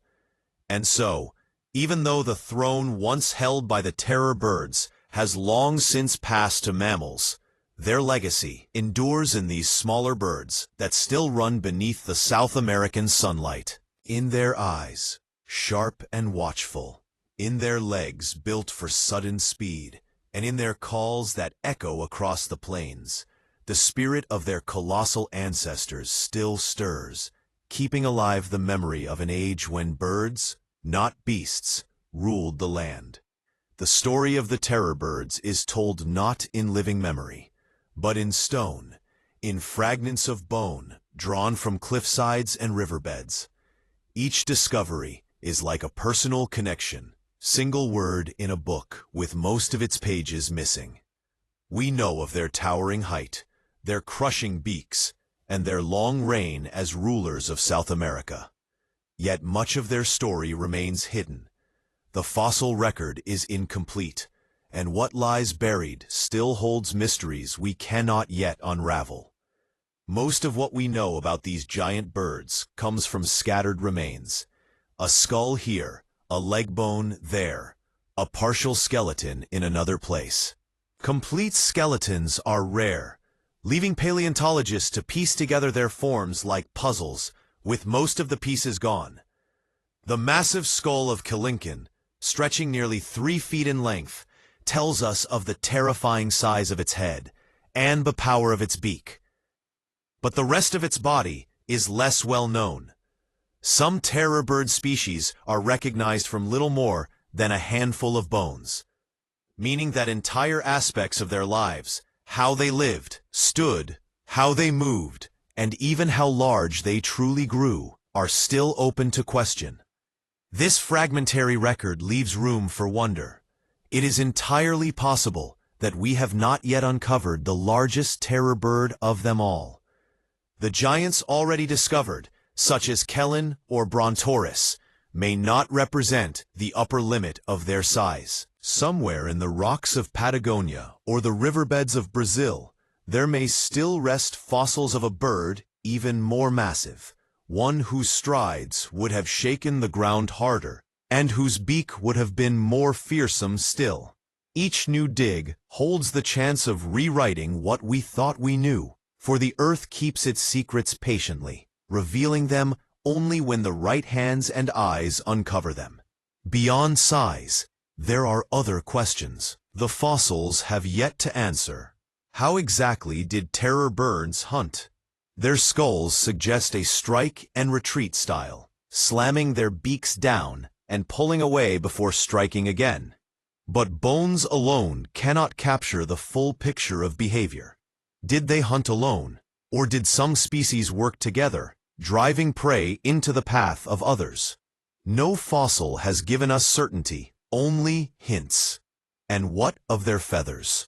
As birds, they must have carried plumage, but whether they were cloaked in drab browns for camouflage or in vivid colors used for display remains unknown. Fossils rarely preserve such delicate traces, leaving us to imagine what their presence might have been like beneath the sunlight. The fossil record also leaves gaps in their timeline. We know the terror birds rose shortly after the age of dinosaurs ended, but the details of how small carnivorous birds scaled up into giants are blurred. Transitional species, those bridging the earliest forest rids and the giants that followed, are known from scattered bones, but not from full skeletons. Each missing piece is a space where entire chapters of their evolution remain hidden. Future discoveries may also reveal whether the terror birds spread further than we believe. Fossils of Titanis in Florida and Texas already prove that some reached North America. But could others have traveled even farther?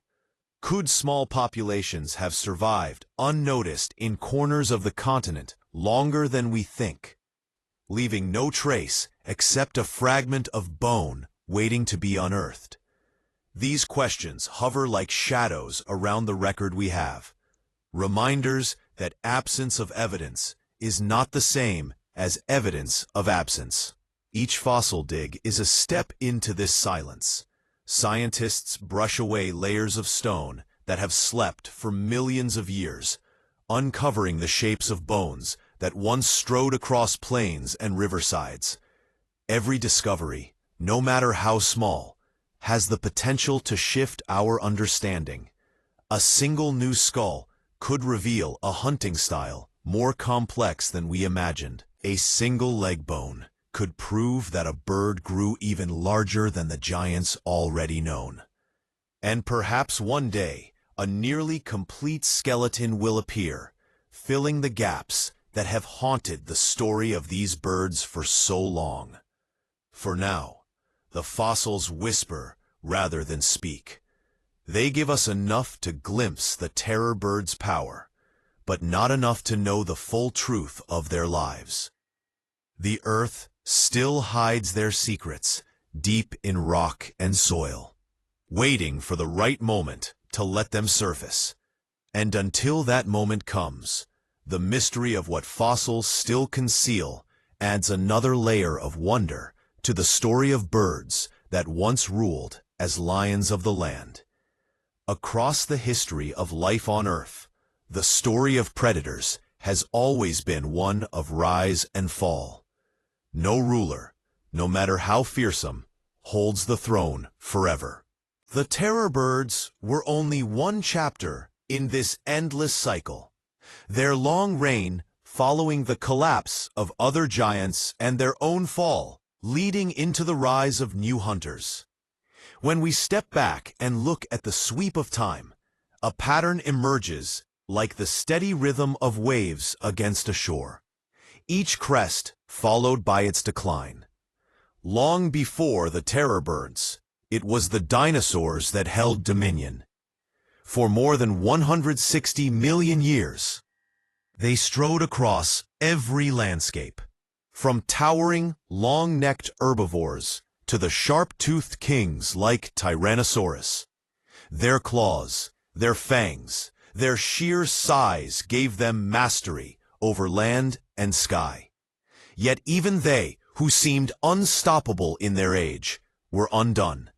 An asteroid strike, sudden and final, ended their reign and cleared the way for others to step into the role of apex predator. In their absence, mammals rose from the shadows, and among them, birds began to experiment with forms that would eventually give rise to the giants of South America.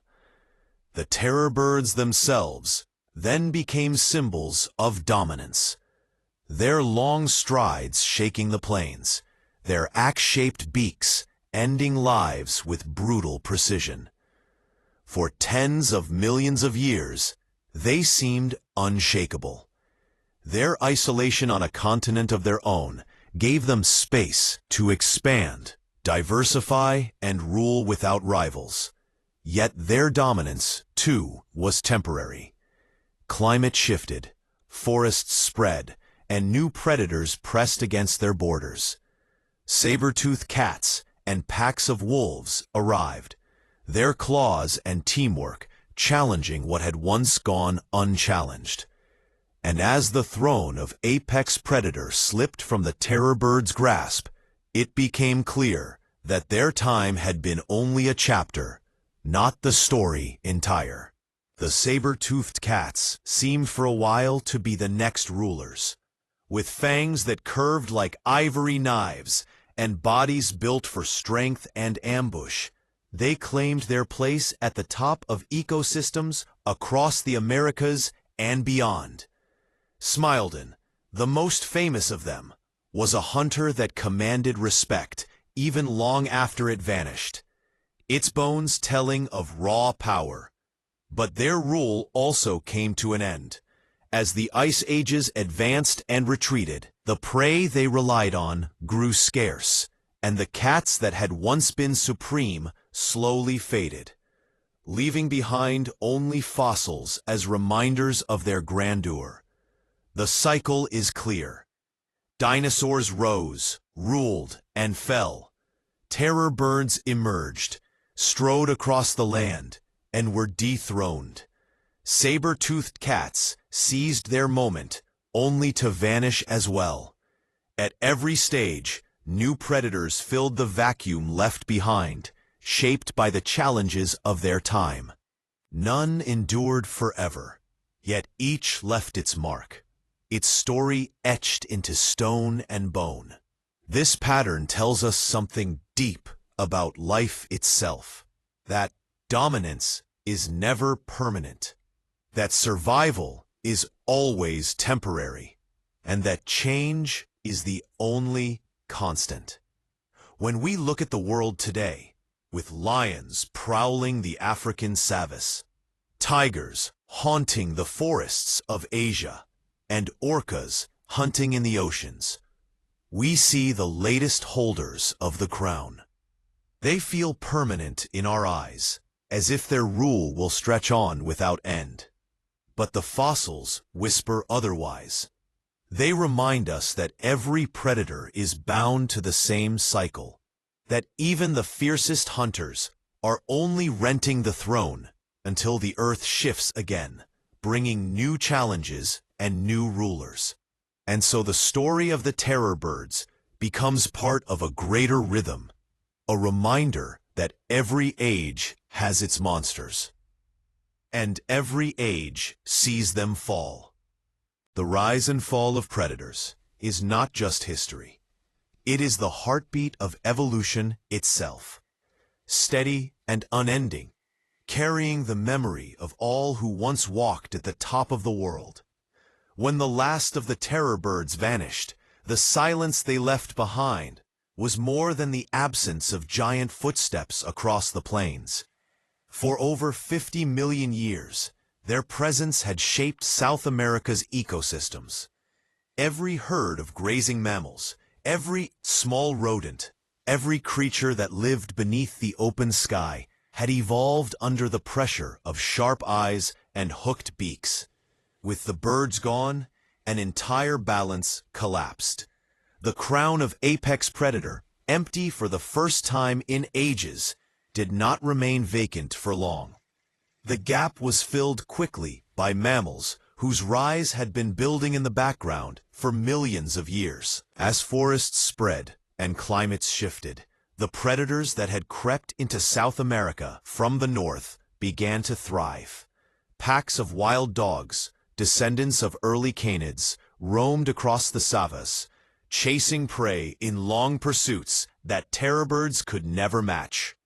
Saber-toothed cats crouched in the shadows of woodlands, their long fangs flashing in the dappled light, ready to spring upon unsuspecting deer or ground sloths. Bears, heavy and strong, claimed carcasses and fought off rivals with brute force. Each of these mammals stepped into a role that once belonged to birds, but with strategies that brought new rhythms to the land. The prey, too, felt the change. For millions of years, they had been shaped by the strikes of birds. Their bodies had evolved to run from predators that hunted with speed and downward blows. When mammals took over, new rules were written. Herds that once scattered to avoid a charging bird now faced the coordinated tactics of wolves. Animals that once relied on speed alone found themselves trapped by ambushes from cats. In time, even their instincts shifted, honed not by the sharp crack of a beak, but by the stealth of paws and the endurance of pack hunts. Evolution wrote a new story into their bones, one that reflected the absence of birds and the dominance of mammals. Ecosystems themselves began to reorganize. Terror birds had been solitary rulers, shaping the land with the rhythm of individual hunts. Mammals brought complexity. Wolves and dogs hunted in groups, altering the behavior of prey on a larger scale. Cats worked in forests, their kills reshaping the lives of smaller animals that once depended on those same prey. With mammals holding the throne, no single predator controlled the land entirely. Instead, the crown was divided among many, spreading the weight of dominance across a wider web of life. The absence of terror birds also opened ecological niches for smaller predators and scavengers. Raptors, foxes, and other mid-sized hunters flourished in ways they could not have. While giant birds cast their shadow, the skies filled with more birds of prey, the underbrush with more mammals that scavenged kills. In the rivers, crocodilians continued their watch, but even they shared space with mammals that swam and fished. It was as though the extinction of the birds loosened a knot, allowing life to branch out in new directions. The landscapes themselves carried the memory of the shift. Where once herds had been kept in check by towering predators, now mammals controlled their numbers. Grazing patterns changed, altering the growth of life, plants, and shaping the spread of grasslands and forests. The balance between predator and prey was recalibrated, not erased, but rewritten in ways that rippled outward for centuries. Fossil sites from the late Pliocene reveal these changes, showing not only the bones of new predators, but also the adjustments in the prey species that lived under their reign. It is striking to imagine those same plains without the tall silhouettes of terror birds. The ground that once shook beneath their strides became the stage for mammalian hunters instead. The cries of cats and the howls of wolves replaced the piercing calls of birds that had once ruled the horizon. To stand in such a world would be to feel that something immense was missing. Yet life had already moved forward, filling every space, every role, as if the age of birds had never been. Still, the fossils remind us of what was lost. They whisper of an Earth that for millions of years was shaped by predators unlike any alive today. A world where birds, not mammals, wore the crown. In their absence, ecosystems did not collapse, but they changed, bending around the gap left behind. Mammals stepped into the role of rulers, and the Earth carried on, carrying in its soil and stone the faint echo of giants that once stood tall. Across Earth's history, predators have come in shapes so varied that they seem like inventions from dreams. Some had teeth like swords, others jaws that could swallow whole. Some crept in silence, others thundered across the land. Again and again, nature has proven that it does not cling to a single design. It reinvents, reshapes, and reimagines predators in ways that defy expectation. Few examples capture this truth more clearly than the terror birds themselves. Creatures that turn the body of a bird into something that filled the role of a wolf. When we think of birds today, we picture fragility. We imagine robins tugging worms from the soil, sparrows flitting between branches, or even the ostrich, tall but wary, running not to hunt but to escape. To look at these creatures, it is hard to imagine that their kin once stalked like lions. Yet the terror birds prove that under the right pressures, evolution can take the form of something gentle, and twisted into a weapon. Hollow bones, feathers, and wings reduced to stubs did not stop them. Instead, they became swift-footed hunters, their beaks serving as axes, their legs carrying them as fast as a charging mammal. They show us that nature has no fixed image for a predator. It takes what is available and bends it to the needs of survival. The terror birds were, in essence, birds that became wolves. They hunted with speed, chasing their prey across the plains. They struck with precision, breaking bones and crushing skulls with downward blows. And like wolves, they shaped the behavior of everything around them. Prey animals evolved to recognize the silhouette of a tall bird on the horizon, just as gazelles today recognize the outline of a stalking cananid. Herds learned to scatter, to run, to adapt to the head. Relentless pursuit of a hunter that would not yield once the chase had begun. In the language of ecosystems, the terror birds filled the very niche that elsewhere belonged to mammalian carnivores. Yet the imagination of evolution did not stop there. In the rivers of the same continent, crocodiles, the length of buses, ruled with stealth and ambush. In the forests, saber-toothed marsupials honed long, curved fangs as precise tools for killing. Across oceans, whales transformed from four-legged land animals into creatures that rivaled the size of the dinosaurs, diving deep and swallowing fish by the thousands. Nature has again and again taken ordinary lineages and reshaped them into something extraordinary, as if to remind us that the rules are flexible and that survival can be achieved through many different paths. The terror birds are striking not only for what they were, but for what they suggest. They remind us that predators need not look like cats or dogs to succeed. They show us that claws and teeth are not the only weapons, that a beak can be just as deadly, that speed on two legs can rival four. They invite us to imagine other possibilities, to see that the shapes we consider natural are only temporary, and that new forms could rise again if the pressures of the world demanded it. To picture a flock of ceramos today running swiftly through the grasslands of South America is to see a faint echo of this wild imagination. Small though they are, their hunting behavior mirrors the ancient rhythm of their colossal ancestors.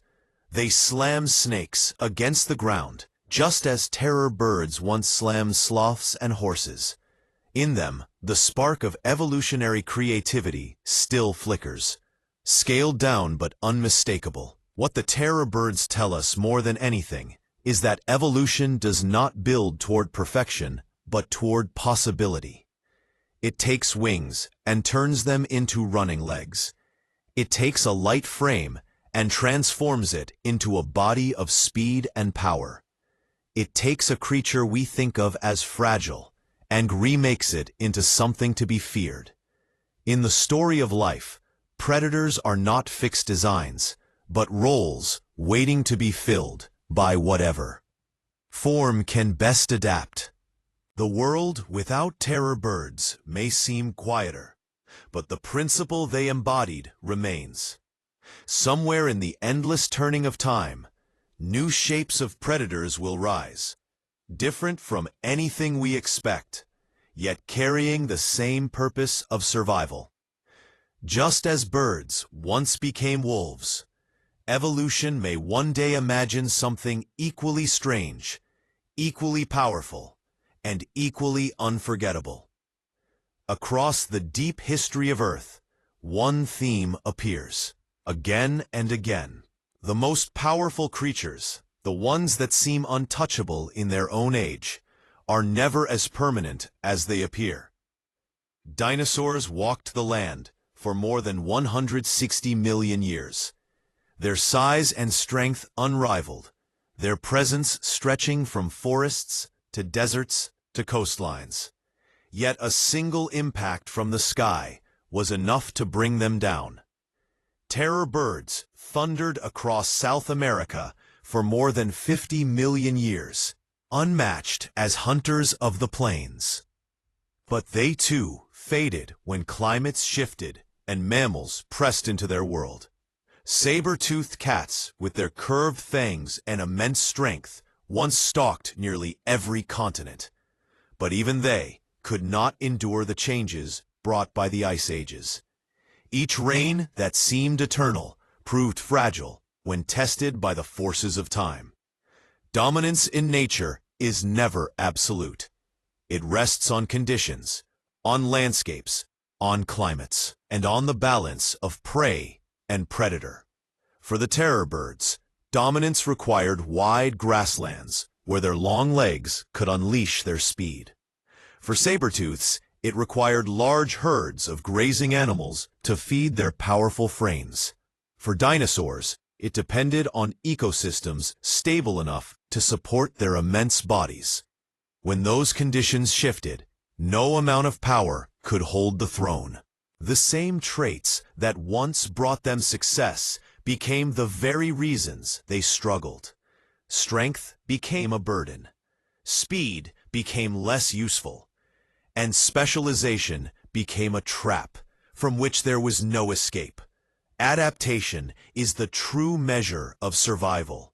Creatures that could bend and shift to meet the demands of changing environments endured, while those that could not slipped into memory. Mammals, small and quick breeding, carried this flexibility. They could move into new niches, adjust diets, alter behaviors, and reproduce fast enough to recover from losses. Birds, bound by slower reproduction and specialized forms, could not match this pace once the world began to change beneath them. The throne was not seized in a single dramatic battle, but yielded slowly as one lineage adapted while the other faltered.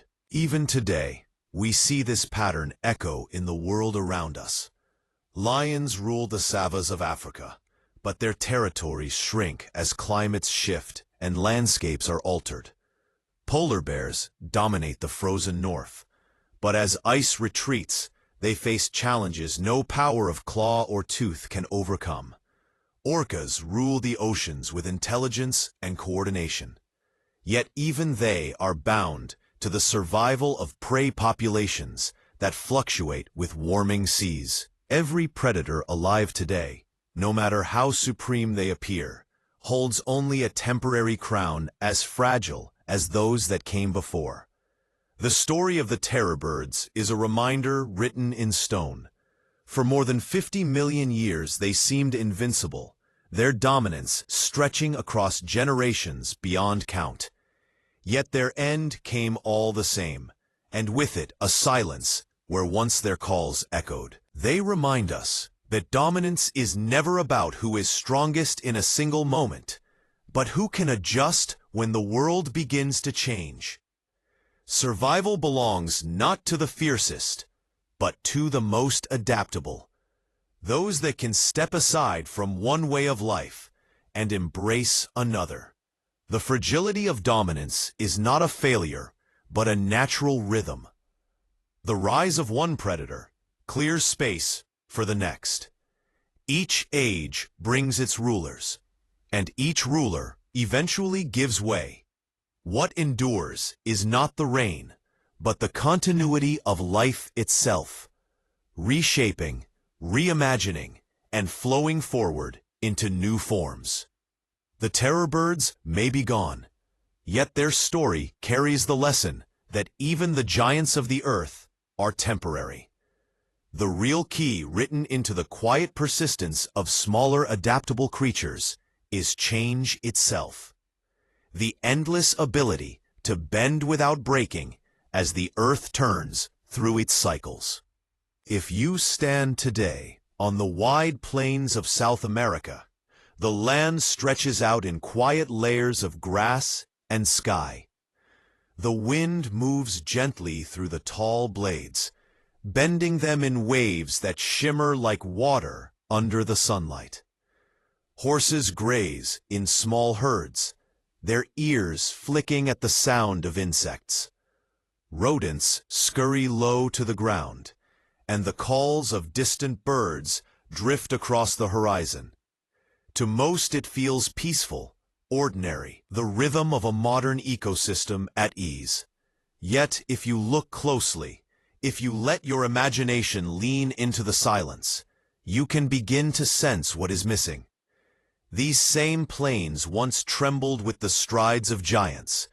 Terror birds, some 10 feet tall, once stalked this very ground. Their long legs carried them across open fields with the force of pounding drums, and their hooked beaks brought swift ends to the prey that ran before them. For more than 50 million years, their presence defined the landscape as real and as commanding as the herds they hunted. To stand here now is to stand in the shadow of their absence, a silence that feels larger than the grasslands themselves. It is not difficult to imagine them rising again from memory.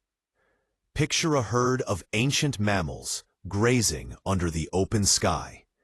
The ground trembles faintly, and in the distance, a figure appears, tall and swift. At first, it looks like a man-shaped shadow against the horizon, but as it draws nearer, the outline sharpens into something stranger. A bird towering, with eyes that glint like molten gold. It lowers its head, legs quickening, and the chase begins. Dust rises, herds scatter, and in the flurry of motion, the giant strikes, its beak hammering down with bone-splintering force. Now imagine the stillness after such a scene. The echoes of the hunt fading into the air, the carcass left behind, the smell of earth and blood drifting on the wind. For the mammals that lived here, the presence of such predators was not only physical, but psychological. Their lives, their instincts, their very shapes were sculpted by the need to escape those thunderous strides. The plains were not merely a stage of survival. They were the throne room of birds that had remade themselves into wolves. Today, the silence holds those ghosts. The plains no longer quake with their hunts, but the earth still carries the memory. Fossils lie buried in stone and soil, bones waiting to tell their story when uncovered by careful hands. A fragment of skull here, a leg bone there. Each piece a whisper of giants that once stood where the grass now sways. In these remains, the past is never entirely gone. It lingers just beneath the surface, ready to remind us that this landscape was once shaped by predators unlike any alive today. There is something haunting in the absence of sound. No piercing cry echoes over the horizon. No beak strikes the ground with crushing weight. Yet the imagination can fill that silence, turning the quiet plains into a place heavy with presence. The terror birds may have vanished 2 million years ago, but their absence feels like an unfinished story, as though the land itself still expects their return. The grass bends in the wind, and for a moment it is easy to believe those bends are caused by the passing of tall legs rather than air alone. To walk across these fields is to move through two worlds at once. One is the present, filled with the creatures we know, the horses, deer, and smaller birds that graze and nest without fear of giants. The other is the past, a ghostly echo where every shadow might conceal a towering predator, and every step carries the weight of ancient hunts. This duality makes the plains more than just grass and sky. They are a reminder of what was lost, of the haunting absence of a reign that stretched for millions of years. The ghosts of the terror birds do not roar. They do not strike, but they linger, woven into the silence of the land. And in that silence lies a story deeper than bone. A reminder that Earth has carried rulers before us and will carry others long after we are gone. The story of the terror birds is not only about creatures that once ruled and then vanished. Beneath the bones and the silence they left behind lies a reflection of life's larger truth. But truth that still matters for us today. These giant hunters, with their beaks shaped like axes and their legs built for speed, remind us that survival is never about power alone. It is about adaptation, about finding ways to endure when the ground shifts and the rules of existence are rewritten. For more than 50 million years, the terror birds seemed unshakable. Their reign stretched far longer than the entire history of human civilization. They hunted across open plains, sculpted the behavior of countless species, and perfected their role as apex predators. Yet in the end, their very strengths became their limits. They were fast, but only in bursts. They were powerful, but only on open ground. They laid eggs, but too few to recover quickly from loss. When the world around them changed, when forests crept across the plains and new rivals pressed in from the north, they could not bend quickly enough to survive. This fragility of dominance is one of their greatest lessons. Power, no matter how impressive, does not last forever if it cannot adjust.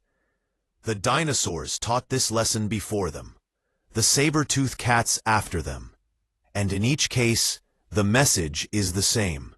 No matter how fearsome a predator becomes, no matter how secure it seems in its throne, it remains bound to the environment that sustains it. When that environment shifts, the crown slips. Survival belongs not to the fiercest, but to the most adaptable. For us, living in an age of rapid change, this truth carries weight. Human beings have mastered landscapes, built cities, and learned to shape the planet in ways that no other species has ever done. Yet the terror birds remind us that dominance can be fragile. The same ingenuity that gave us power must also be used to adapt, to shift when challenges arise, to bend rather than break. Just as mammals survived by diversifying and adjusting to new worlds, so must we. There is another lesson hidden in their story, one that speaks to humility. The terror birds were once the lions of their time, but their legacy today is known only through scattered fossils and fragments of bone. They remind us how easily the memory of dominance can fade. What seems unshakable in one age can become little more than a whisper in the next. Our own presence on this planet, though it feels vast, is but a brief moment in the span of Earth's history. To recognize this is not to diminish our importance, but to place it in perspective, to understand that life is larger than any single species, yet their story also carries hope. Even as they vanished, life continued. New predators rose. Ecosystems reshaped themselves, and the rhythm of survival carried on. Extinction is not the end of life, but part of its continual reinvention. From their disappearance came new opportunities for mammals, for forests, for smaller birds that still echo their hunting style. In this we see resilience, the ability of life to endure through loss and to find new paths forward. The terror birds teach us about fragility, but they also teach us about persistence. Their reign was long, their story extraordinary, and their legacy still visible in the serums that run across South America today. They remind us that survival is not about holding the throne forever, but about leaving echoes that ripple forward, shaping the world even after the giants are gone. In their silence, there is wisdom. To survive, one must adapt. To endure, one must bend with the changes of the earth. And to understand life's story, one must accept that even the greatest reigns are temporary, but the lessons they leave behind can endure as long as the earth itself. The terror birds have left us fossils, fragments of their skulls and legs, pieces of their wings, and scattered impressions of their power. Yet for all that stone remembers, much remains hidden. Their story is filled with questions that linger in the silence of prehistory.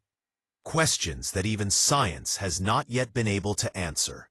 They were predators of astonishing success, reigning for more than 50 million years. But how exactly did they hunt? And how could a dynasty that lasted so long vanish so suddenly? The shape of their skulls suggests a particular style of killing. Their beaks were massive, curved into sharp hooks, the upper bill overlapping like the blade of an axe, muscles anchored deep into the base of their heads, giving each strike force strong enough to pierce bone. Yet the fossils do not tell us whether they killed with single crushing blows or with repeated strikes delivered in rapid succession.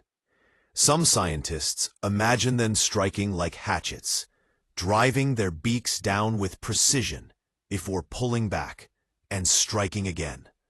Others suggest they use their size to grapple, seizing prey with the tip of the beak before shaking it, slamming it against the ground in movements that still echo in the behavior of their living relatives, the seramas. Each possibility paints a slightly different picture, but none can be proven with certainty. The mystery deepens when we consider the question of how social they may have been. Did terror birds hunt alone, as many large predators do, or did they ever work together?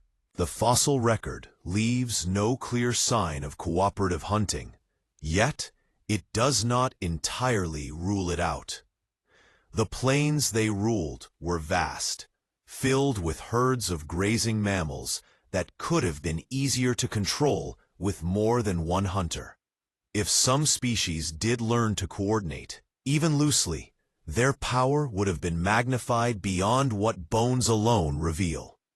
Without direct evidence, however, this remains speculation. Another shadow in the long night of the past. Equally puzzling is the question of their endurance.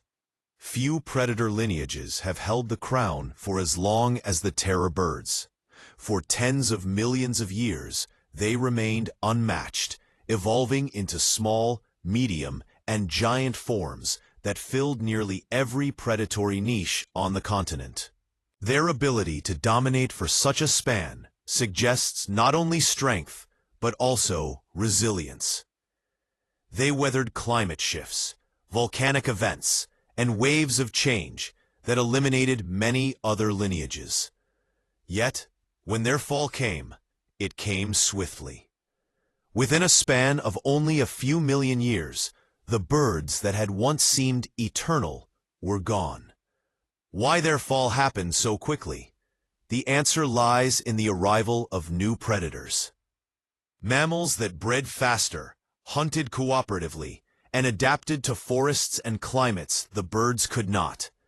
But this does not explain everything. Fossils suggest that some terror bird species were still strong hunters, even near the end of their reign. Their bones scattered across regions where prey was still plentiful. Something in the balance tipped sharply against them. But whether it was climate, competition, or a combination of both is still uncertain. Perhaps the greatest unanswered mystery is whether their story is complete. Fossils are scattered and rare, and gaps remain in the record that may yet hold surprises. There could have been species larger than Kellinkin, giants whose bones still sleep beneath layers of rock.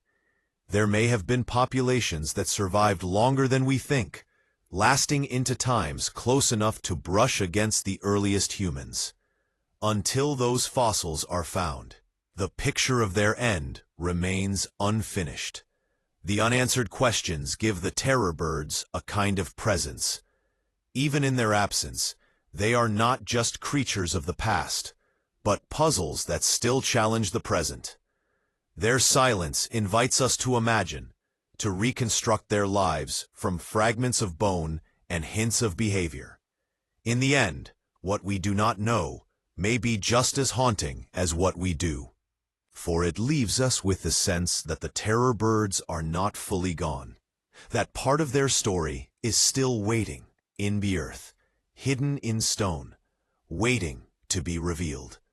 Though the terror birds have been gone for millions of years, their story is far from finished.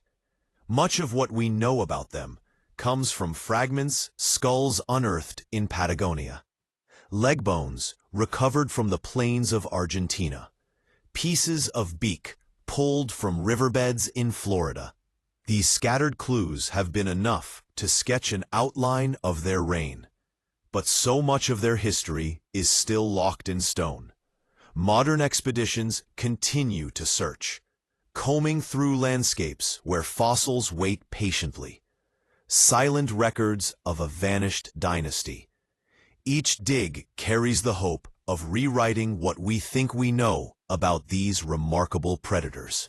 In the dry expanses of Patagonia, teams of paleontologists move slowly across the ground, scanning for the faintest trace of bone. Sometimes it is nothing more than a curve of white against gray rock, a sliver that only an experienced eye can recognize. From such slivers, entire worlds emerge. The skull of Kellen, discovered in Argentina, was one such find. It revealed a head nearly 3 feet long, a beak so massive that it reshaped our understanding of just how large and powerful these birds could become. Without that discovery, we would never have known that terror birds reached such extremes of size. It is a reminder that each fossil uncovered has the potential to shift the story in profound ways. Elsewhere in the wetlands of Florida and the dry soils of Texas, the search continues for more traces of Titanis, the only terror bird known to have crossed into North America. The bones found so far, fragments of legs and beaks, tell us that Titanis was an immense hunter capable of striding across new landscapes with the same authority as its South American kin. Yet these remains are incomplete. A full skeleton has never been found. If one were to emerge, it could answer questions that have lingered for decades. How exactly it moved, how it compared in size to its cousins, and how it adapted to competition from saber-toothed cats and wolves.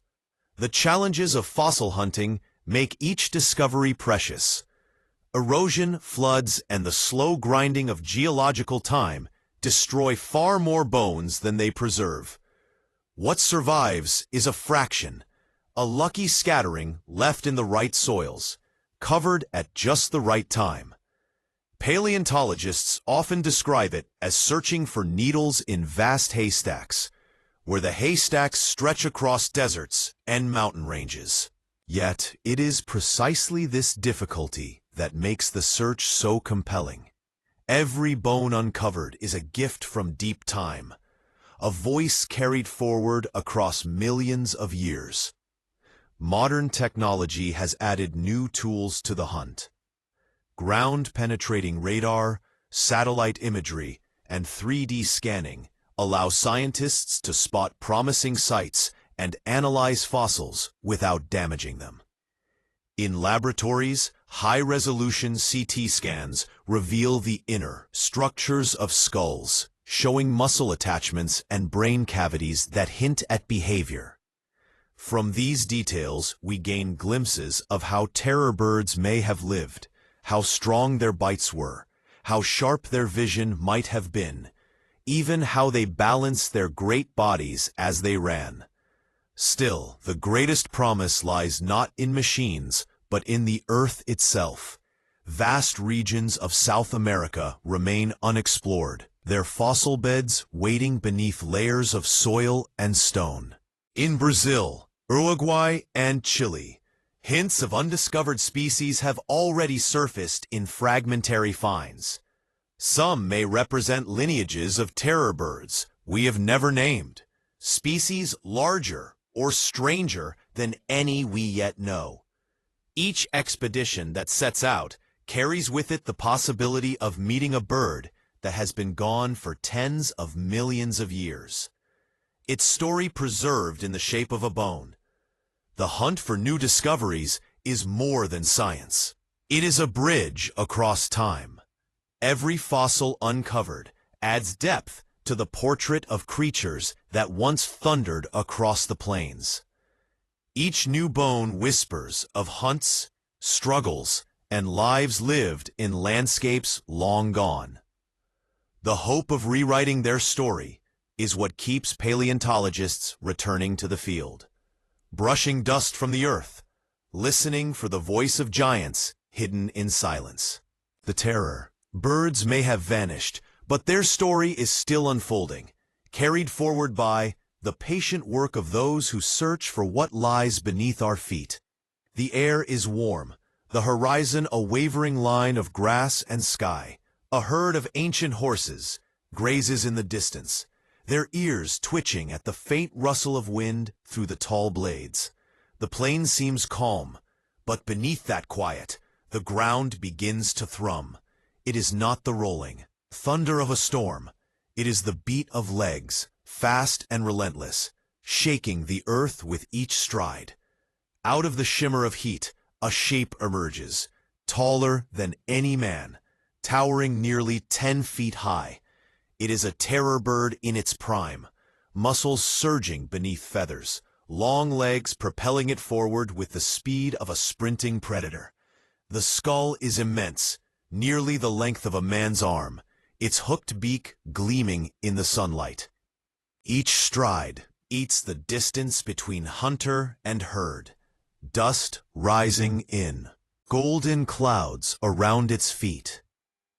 The horses panic, scattering in every direction, their cries sharp in the open air. Yet the bird does not falter.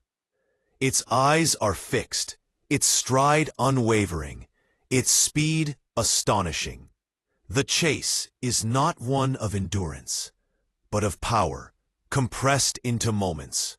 With each leap, the bird closes the gap, its body moving like a spring, released again and again. Its wings, small and useless for flight, pump at its sides, as if in rhythm with its pounding legs. The horses run, but the terror bird is faster, built for the short and brutal pursuit that ends in bone and blood. In seconds, it is among them. The bird lunges, head striking downward like a hammer. The beak crashes into the flank of a fleeing horse, piercing deep, the sound a sharp crack against the air. The horse stumbles, its body twisting, legs folding beneath it. Before it can rise, the bird strikes again, pulling back and slamming forward with precision. Each blow is calculated, each movement born of millions of years of predatory perfection. The horse falls still, the dust settling around it, and the plain is filled with silence once more. In that moment, the terror bird lifts its head, beak raised high, eyes scanning the horizon. Its breath comes heavy, chest heaving with the rhythm of the hunt. The wind stirs its feathers, carrying the scent of its kill across the plains. The herd has fled, their pounding hooves fading into the distance, leaving only the predator and its prize beneath the open sky. It is a scene that would have played out countless times across millions of years, the image of dominance that shaped an entire continent. To see it is to feel the weight of its reign. The bird stands as both hunter and ruler, a creature that transformed the body of a bird into something as fearsome as any mammal. Its stride is the stride of a king, its beak the blade of an executioner. The land itself seems to bend around it, acknowledging the presence of an apex predator. And as the sunset lowers, casting long shadows across the grasslands, the silhouette of the bird becomes almost mythic, a vision of power frozen in time. This is the final image, a terror bird, sprinting across the plain, beak raised high, dust rising in its wake. A cinematic fragment of the past, etched into the memory of Earth itself. A reminder of an age when wings were traded for legs, when flight gave way to the thunder of strides, and when birds, not mammals, wore the crown of predator. For millions of years, the plains of South America belonged not to lions or wolves, but to birds. They were rulers, unlike any the world has seen since. Their power carried not by claws or fangs, but by beaks shaped like weapons, and legs strong enough to chase down fleeing herds. They thundered across open grasslands, towering as high as 10 feet, striking with the precision of seasoned hunters. To live in their world was to live beneath the shadow of giants that defied everything we think we know about what birds are. And yet, like every reign before and after, theirs came to an end. The forest spread, the mammals multiplied, and slowly the balance tipped. The giants that once shaped ecosystems for tens of millions of years were undone in only a few. Their calls faded, their footsteps ceased, and the world moved forward into a new chapter. Today, only their fossils remain, fragments of skulls and bones scattered in stone, the whispers of history, predators that once made the earth tremble. It is humbling to remember that for so long, Earth was their kingdom, not the age of mammals, not yet the age of humankind, but the age of birds that rose to the top of the food chain and held it with unmatched ferocity. They remind us how fragile power can be, how quickly even the strongest can vanish when the world changes beneath their feet. And they remind us, too, that nature is endlessly creative, reinventing predators in shapes we would never expect. For millions of years, Earth was a bird's kingdom. Now only silence remains. But in that silence, there is still wonder. The bones we find are more than relics. They are windows into forgotten worlds. The stories we tell about them are not just about extinction, but about survival, adaptation, and the breathtaking imagination of life itself. If you've enjoyed drifting through this lost age, I invite you to leave a comment below. Tell me your thoughts or share where you're listening from tonight. It is always a joy to see how far these quiet stories travel across the world. And if you'd like to hear more journeys into Earth's hidden past, giving this video a gentle like or subscribing helps this calm little corner keep growing. There are still so many forgotten stories waiting to be told. From oceans that once boiled with monsters stranger than any dream, to landscapes where ice ruled for tens of thousands of years, every fossil, every fragment, carries another secret from deep time. Together, we can uncover them slowly, one story at a time. So take one last breath with me as we leave the plains where the terror birds once thundered. Let the silence settle, carrying the echo of wings that never flew, of legs that ran like storms, of beaks that ruled like blades. Their kingdom may be gone, but their memory lingers in the bones of the earth, waiting for us to